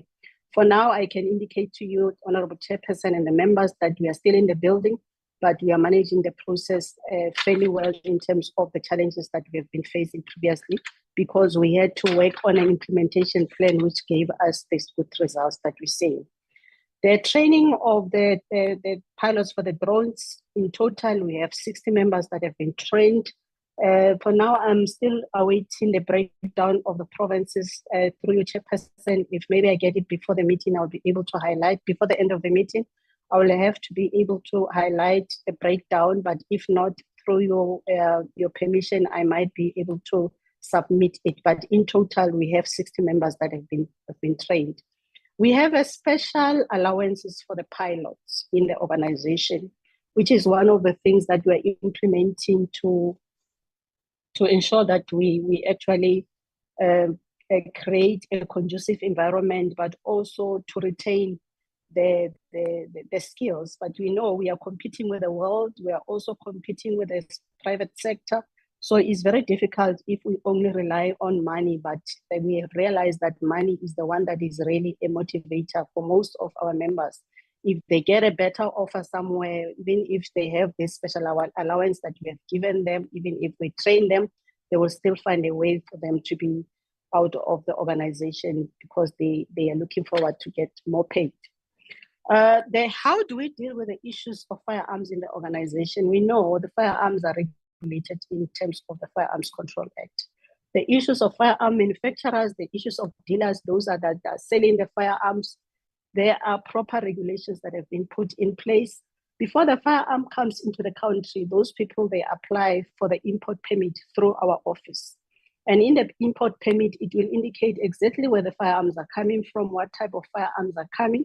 And once those firearms have been received from the ports of entry, they get captured in our system with the name of the person who has exported them. And once that exporter is selling those firearms to the dealer, then those firearms will be also transferred to the dealer who's buying those firearms on the system. And of course, those people, they will be complying with the requirements. And immediately that dealer is selling that firearm, we are able to track where the firearm is coming from up until the firearm is licensed under an individual or is licensed under a private security. So we have the system that is actually working very well. We have been presenting our systems with other countries, and we are commended for the system that we are having.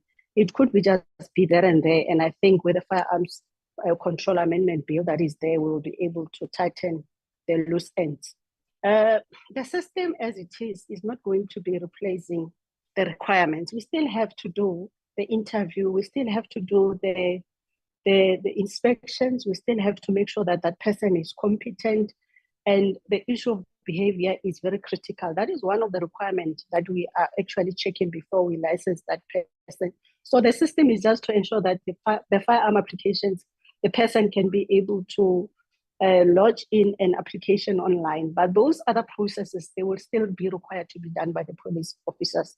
So in any way, when we were working on the system, we also checked on the risks, and we identify the risk, and also be able to have a mitigation plan on how we're going to be able to close those gaps if maybe they are there. There was a question whether these dealers, we had dealers who did not comply. Normally we say if they are not doing things right, we say they are not complying. Yes, we had some of the dealers who were found to be not doing the right thing. And through our inspections that we are conducting, we have the targets that we have set for ourselves, the targets for the national competency that has to visit those places, the provinces level also has to do the inspections, and also the station personnel that has to do all those inspections. But then if we find that person is not complying, or if that person is involved in any criminality, we are, in terms of the Firearms Control Act, allowed then to kickstart the process of having that license cancelled. And we have those cases where the dealership was closed and their licenses were cancelled. So through you, DNC, I'm not sure if maybe, and Chairperson, if maybe there is any question that I've missed, but the only one that I think is still outstanding is the breakdown for the drones trained, the members who were trained on the drones, only for the breakdown, because the total number is 60. Thank you very much. Thank you very much, General. I'm going to go over for the next round. Honorable Letlape, I see your hand is up. Is it a legacy hand? I just want to give an opportunity to the other members. Oh, yeah, sorry, Chair. I'll remove it now. No problem. Honorable Schikkeling, and then followed by Honorable Muela, and then Honorable James. Honorable Schikkeling, please go ahead. Thank you very much, Chairperson. Chairperson, I do really welcome the report, and I think it is good. But there's something that I've said, and it's coincidentally, I brought it up in Philippi that day as well, is that we speak a lot about technology in the police committee, but there is never a final outcome. There's never a timeline. I never hear of when things will actually be integrated, when we are going to make sure that things are working 100%. And that is something that is missing all over, because all of us know that technology is seriously lacking in the police system. There is no integration between the police systems. They do not speak to each other. I come from the Northern Cape. It is a very, very rural area. There are many police stations where there's no signal. People are 200-300 kilometers away from the other satellite police stations. So to me, the integration is really something that is lacking, and I don't know how you are going to get about it. The My SAPS app is very interesting. If it wasn't for the fact that I was on this police committee, I wouldn't even know that the My SAPS app existed. So I think if it is something you want to roll out, it is something that people should be informed about, because I think it is a really good app, but nobody knows about it. And if you don't speak about something, it didn't happen. So I think it's vitally important that we inform our communities about the My SAPS app, because people do just simply not know about it. And then for me, what was very interesting is the interim e-submission solution that they say was implemented in 2019, 2020 to help with the submission of firearm licenses. I know of people personally that have been waiting for between 6 months and 3 years for firearm licenses, which begs the question to find out, where is the missing link? Is it between the local police stations to the province to national? Where is the holdup? Because there's most certainly a bottleneck somewhere, and it is not right that people that actually do need firearm licenses to conduct their work, be it with either in security companies or something, that are not having access to what they should be having access to. So that is a concern to me, because while we speak about all of these things, we actually don't get to a point. There's actually no outcome. So again, I go back to saying we really do appreciate the report, but where is the line that says to me, this will be implemented by the 21st of December, 2025? Then we know, then we have something that we're working towards, because now we just speak about something, but we never actually get to an outcome.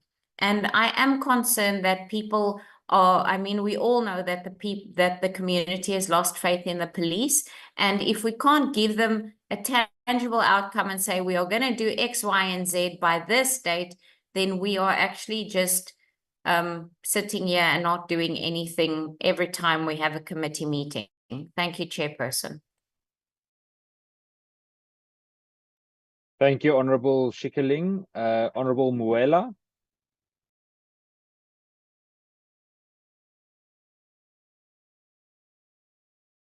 Honorable Muela, you are muted.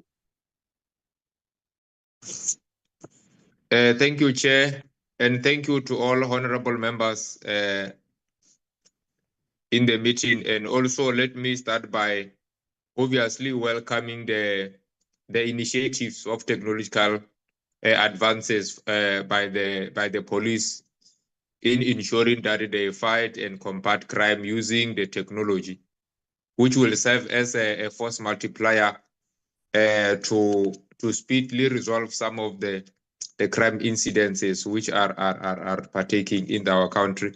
I think most of the issues which are related to what I wanted to touch on have been partially covered, but I want to ask one question to say, what is the impact up to so far with regard to technological initiatives in the fight against crime until now, from the time where the system has been rolled out, and also to check on the phases or the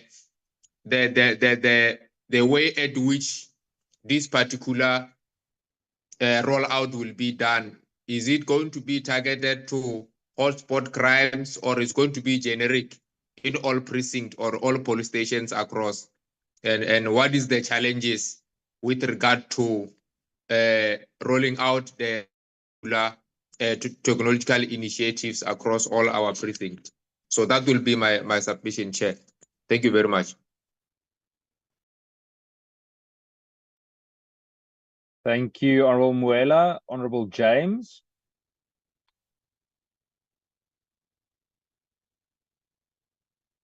Sorry, Honorable James, you are muted.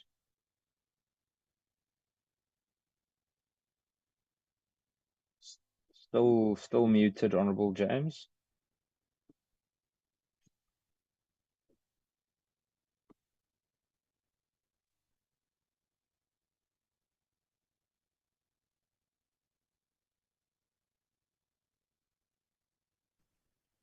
There we go. Sorry about that, Chair.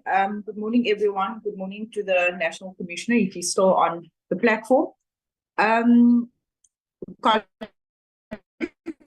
bit concerned because as we speak, crime is unfolding in our country and in all our communities. I've conducted oversight over the last couple of weeks at several police stations and found that the scanners at all of these police stations don't work, right? That is to capture these dockets. I found that they are unable to take photos because that section isn't working. I found that the infrastructure used to take fingerprints, that isn't working. And there's just an overall sort of lack of systems in place to capture the crimes and to capture actually all the records. I want to ask, earlier on, we heard about the national photo system image, the case admin system, the person verification system. Of these systems, have we identified and at how many police stations are these systems functional as we speak?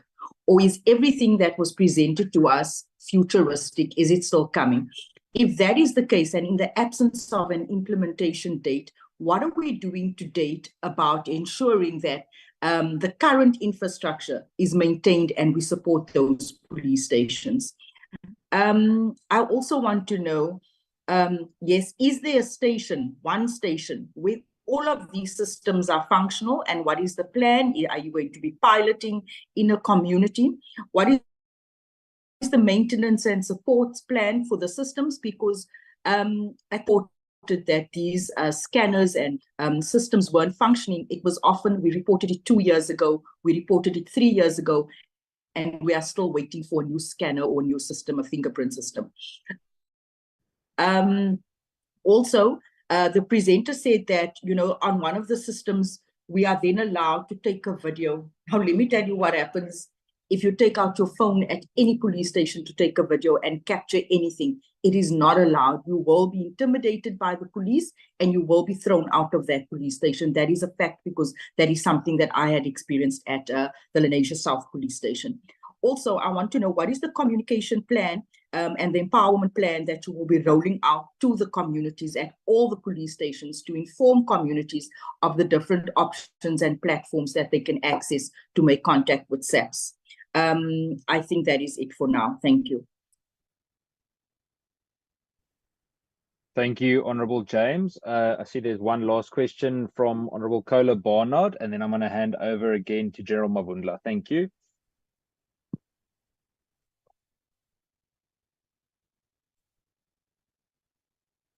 Honorable Kola Barnard, you're muted.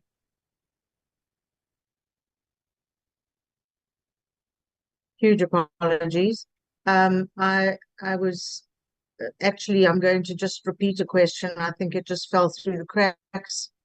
I'd like to know the number of SAPS officers who are today not competent in terms of their firearms certificates. I know it's something that there becomes a backlog and a backlog and a backlog, but we cannot have a situation where officers are fighting crime, they shoot someone, and that person may well be a mass murderer, but can go to court and say, I was shot by someone with an illegally firing a firearm. And that officer could go to jail and the murderer could go free. So it is a huge issue, and legally it's a nightmare for officers who are on the beat, and for them to be carrying firearms and they do not have a competency certificate. How do you answer that in terms of civilians? People like me who have to go through the entire process to get a firearm license, and it's a very strict, and quite rightly so, a strict system. And yet here we have officers carrying firearms and they do not have one. It's a big problem, and I don't think it can be shoved under the carpet, because one day one of them is going to end up in court and it's all going to blow up in your faces. Please just give me an answer to that question. Thank you. Thank you, Honorable Kola Barnard. Sorry. Honorable General. No, General Mavundla, please continue.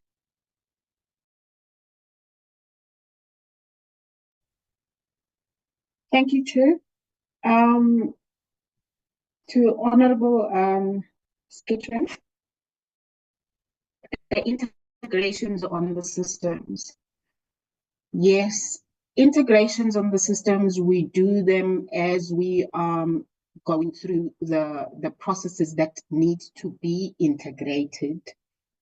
You would notice that we have done integrations that are external integrations that are value chain of the integrated system through the court NPA, for example, where the ICDMS would send messages to NPA, those relevant messages that are relevant to the case ready information for the prosecutors to be able to analyze that specific docket or case, whether it can be presented to court.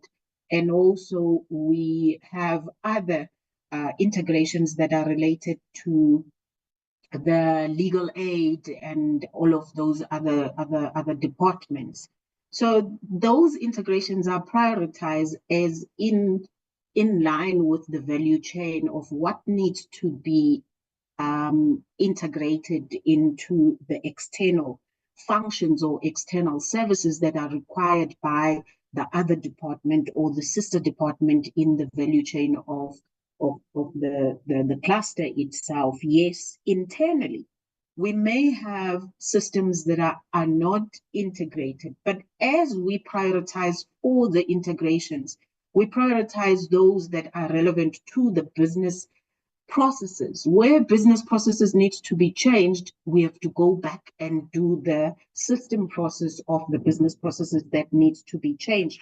Where it is aligned to specific acts or regulations that needs to be changed, so that we do the integrations thereof. There's many other systems that are integrated in the organization. We do integrate from CAS to the forensic laboratory system, where we are integrating the 212 statement, which produces the summary of what is it that is done on the forensic evidence, that the detective self can be able to print that statement of 212 and be able to use that statement of 212 to do the investigation and be the supporting document to enable that particular docket to be presented. It will be an exercise where we are going through the analysis of what is it that needs to be integrated within our systems. But in every other operational plan of the organization, we then ask the business units which of the functions that needs to be integrated, that they are prioritized in line with what are the business processes that are a priority in the organization, which will then affect the seamless working of that particular process, or support the particular objective of the organization. We do as we go. We call it an enhancement of a system. As we enhance the system, we look at the possible gaps, and part of the possible gaps would be the integration of the systems itself. The outcome of the systems as to when will they will be implemented.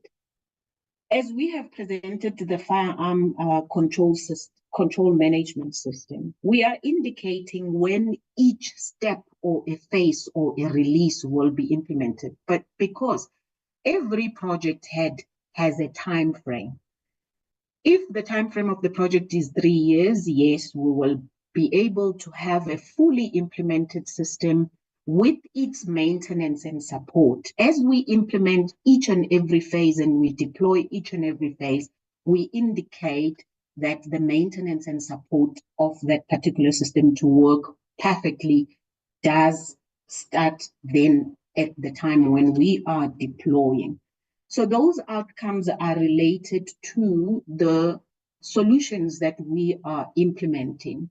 It might be a solution that is related to the infrastructure itself, as indicated in our presentation, that infrastructure is the main backbone of the organization, that we have to upkeep and maintain and support the infrastructure, that it enables the access to the police systems or police services that are technologically inclined.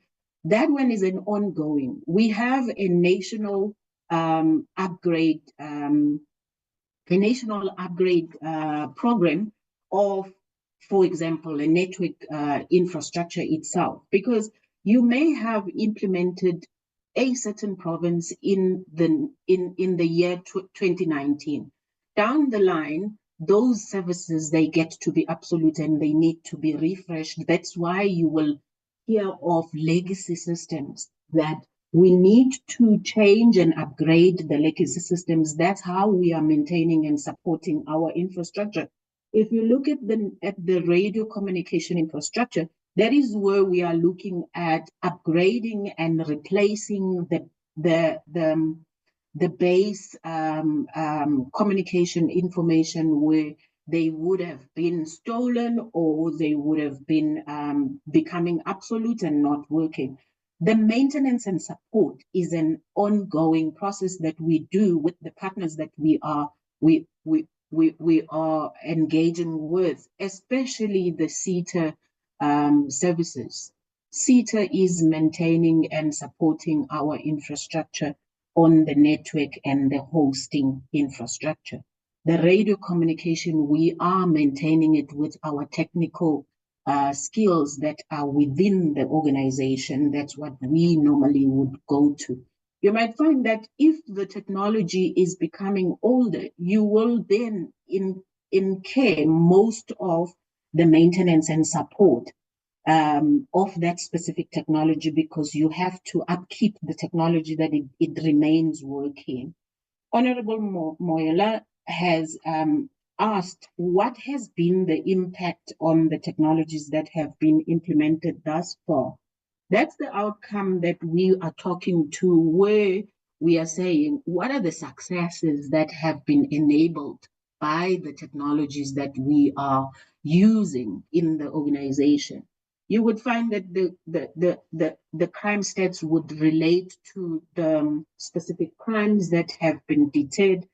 It's the use of all these technologies that we have, from the case reporting, the case investigation, the forensic investigation, all of those specific systems that we are using to support the investigations are the technologies that are enabling the resolution of those specific cases. That would be the outcome that indicates perhaps how many of the vehicles that have been circulated on the circulation system and how many arrests that we have made out of those vehicles that have been reported as stolen. So that's the impact that we are making in using these specific technologies. Are these technologies going to be implemented on the hotspots crime, or it will be everywhere?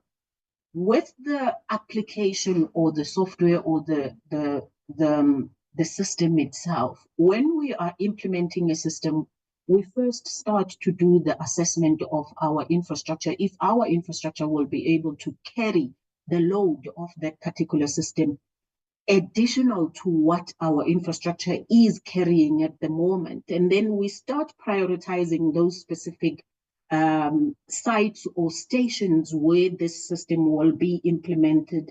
And as we go forward, we then implement to all of the stations. If we are looking at how many stations where we have implemented, for example, ICDMS is implemented at 1,010 stations out of 1,163, for example. Please don't quote that number, because there might be additional stations where they have been built already, and those stations that where we have built the stations, we ensure that the infrastructure is there.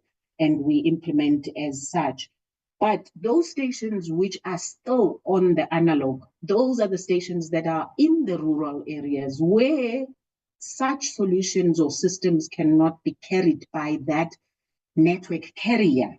We then implement the case administration system. These two systems are the same systems running on the same database. You get the information that would have been captured correctly from one of the other station to the next of the other station, as we are upgrading the network in those specific areas. Yes, the presentation doesn't indicate how long will this take us, but as we are indicating that these things, they evolve and they need upgrade and constant maintenance and support to be able to work all the time as we are adding the systems on it. The indication would be if we get an influx of the vehicles on the road, that road will be stagnant because there's more traffic than before. That's how the infrastructure of the network infrastructure or the infrastructure in technology is also working. We need to expand and upgrade, and that is the reason that we indicated from the beginning that in the summary that these areas of the infrastructure that are a backbone of the technologies that must be used in the organization needs to be constantly expanded and upgraded. So the timelines would reflect as we are planning on our strategy, as we are reflecting on our APP, as we are reflecting on our AOP itself, they get disseminated to such that this is when we are anticipating to cover the ground that is absolute at this point in time. But we must remember, as we have covered the ground of the area of Gauteng, for example, in year 3, possibly Gauteng will be part of the upgrade as well, because their technology would have possibly became absolute. It's an example, because every technology has got its lapse time. But in SAPS, we sweat the technology to its knees, if I may put it like that, because of the disparities of cost and funding towards the technologies. We can't just say that this technology is now absolute as per the lifespan of the technology. If it's still working, we go back and maintain it and support it and buy parts and put it together that it still works for operational use, that we are able to go forward with it if we may not be able to replace it instantly at that particular time.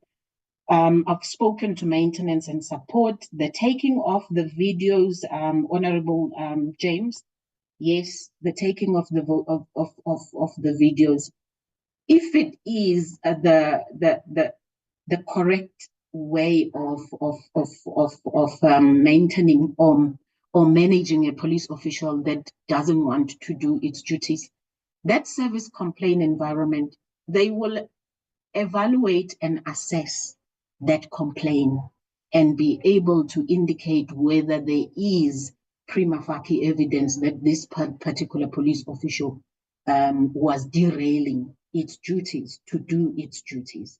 So it is allowed that we take those videos as much as we are allowed to take the videos of what is happening in the incident of the crime scene itself, that we push it through to the police on the Crime Stop line that we are reporting on. So that's why the app is there, to enable the communities to have something on the palm of their hand to be able to report these incidences, as we cannot be able to be in all areas of where the incidents are happening. Communication plan, yes, it resides with our communication environment, and our communication would plan events where the MySAPS app would be marketed. And we do market MySAPS app in every event where we would have been present. The provinces are charged to market also the MySAPS app that we can enable the communities to be able to work on MySAPS app. I think I have covered the rollout challenges.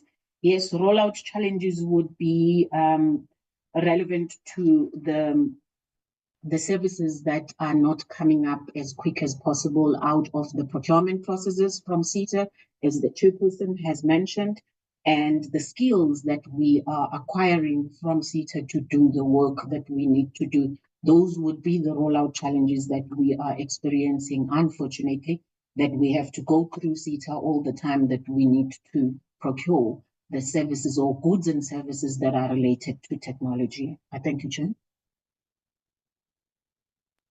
Thank you very much, General. There was one last question from Honorable Kola Barnard regarding the amount of officers that don't have firearm competency. General Nkho here, Chairperson, and good morning to you. So I'm trying to switch on my video. I am struggling.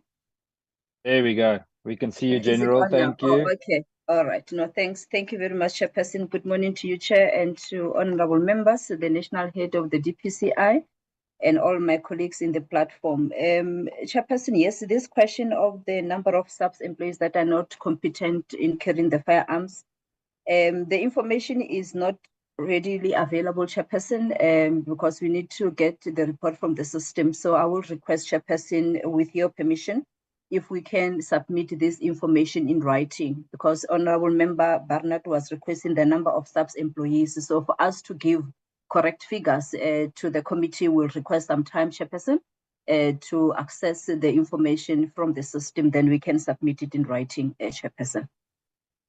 100%, General. We will set it up. I think we'll do it in some detail. Honorable Kola Barnard. Thank you, Chair. I wonder if we could ask that information be given per province, so we can look at the high crime areas versus the lack of the competency certificates. Thank you very much. Thank you, Honorable Kola Barnard. What we will do is I will set something up and with the necessary detail. If there's any input from any of the members in the committee that you would like to add to such a request, I will gladly send it on the committee's behalf, and then we can get feedback at a following session. Colleagues, I think that brings us to the end of today. I think that we will, as recommended by the members, then add Philippi to a new or a future session, and it will be put onto the list with all of the rest. So yeah, I'm going to conclude there. Thank you for everyone. Honorable Chair. James. Yes, Chair. I just have a question that wasn't answered, Chair. I asked if there was one station in the country where all the infrastructure in terms of technology is functioning. Thank you, Chair. Thank you, Honorable James. General Mavundla, would you like to respond? Thank you, Chair. Yes, the infrastructure is functioning in the police stations, as we indicated that these are the infrastructure that are enabling us to run our technologies. I'm also remembering that the Honorable James also indicated that there are scanners in the police stations that are not working truly so, because we are looking at. Excuse me, I think she's derailing a bit. I just asked, I didn't ask about anything else. I just want the name of that one station where you have all your systems and where it's functional. Just one. Not a blanket response. I want to know if there's one station where everything is working that you presented to us this morning. Thank you. I will then, Honorable Chair, choose the Joburg Central, for example. Thank you, General Mavundla. Colleagues, I just want to check. Honorable James, your hand is still up. Covered. Thank you, Chair. It's a legacy hand. Thank you, Honourable James. Colleagues, I would like to then conclude for the day. Thank you for everyone's input. I just want to say, General, there was one thing that I thought of now, the extortion hotline. If we could possibly get a little bit of technical feedback on that next week. Honourable Letlape mentioned the matter in Parliament yesterday. I tested the Western Cape line yesterday and it keeps on ringing and eventually just goes quiet. And then this morning and last night I tested the national one and it rings, someone answers, and then you speak, but I can hear the person that answers the extortion number, but they don't seem to be able to hear me. Now, it could be that there's a problem on my end, but can we possibly get some feedback on that? And then as recommended, we can add that to the agenda too. And I mean short, 5 to 10 minutes. We will add that and send a request. So Babalwa and Nicolette, please make a note of that for us, that we can just resolve the extortion hotline matter and then move on. I think it fits in well with today. And we all would love to see all of this technology implemented. General Mavundla, I must commend you for a very, very good presentation. It would be fantastic to get there. I think there's a lot of work that we need to do to get the basics right on station level in order to get to the level where we would like to be in terms of technology. I know, for example, that since Sunday, the Cape Town Central station, the CSC phone lines don't work, and every now and then it's off. I know in Paul it's also quite a regular problem. So there's stations all over. I mentioned Harare earlier too, so it's all over the country. Nevertheless, I think let's conclude there. We will send the relevant agenda for next week soon, colleagues, and also please remember that next week's session is in person at Parliament. Thank you very much for everyone's constructive input today, and yeah, have a fantastic day. See you at plenary.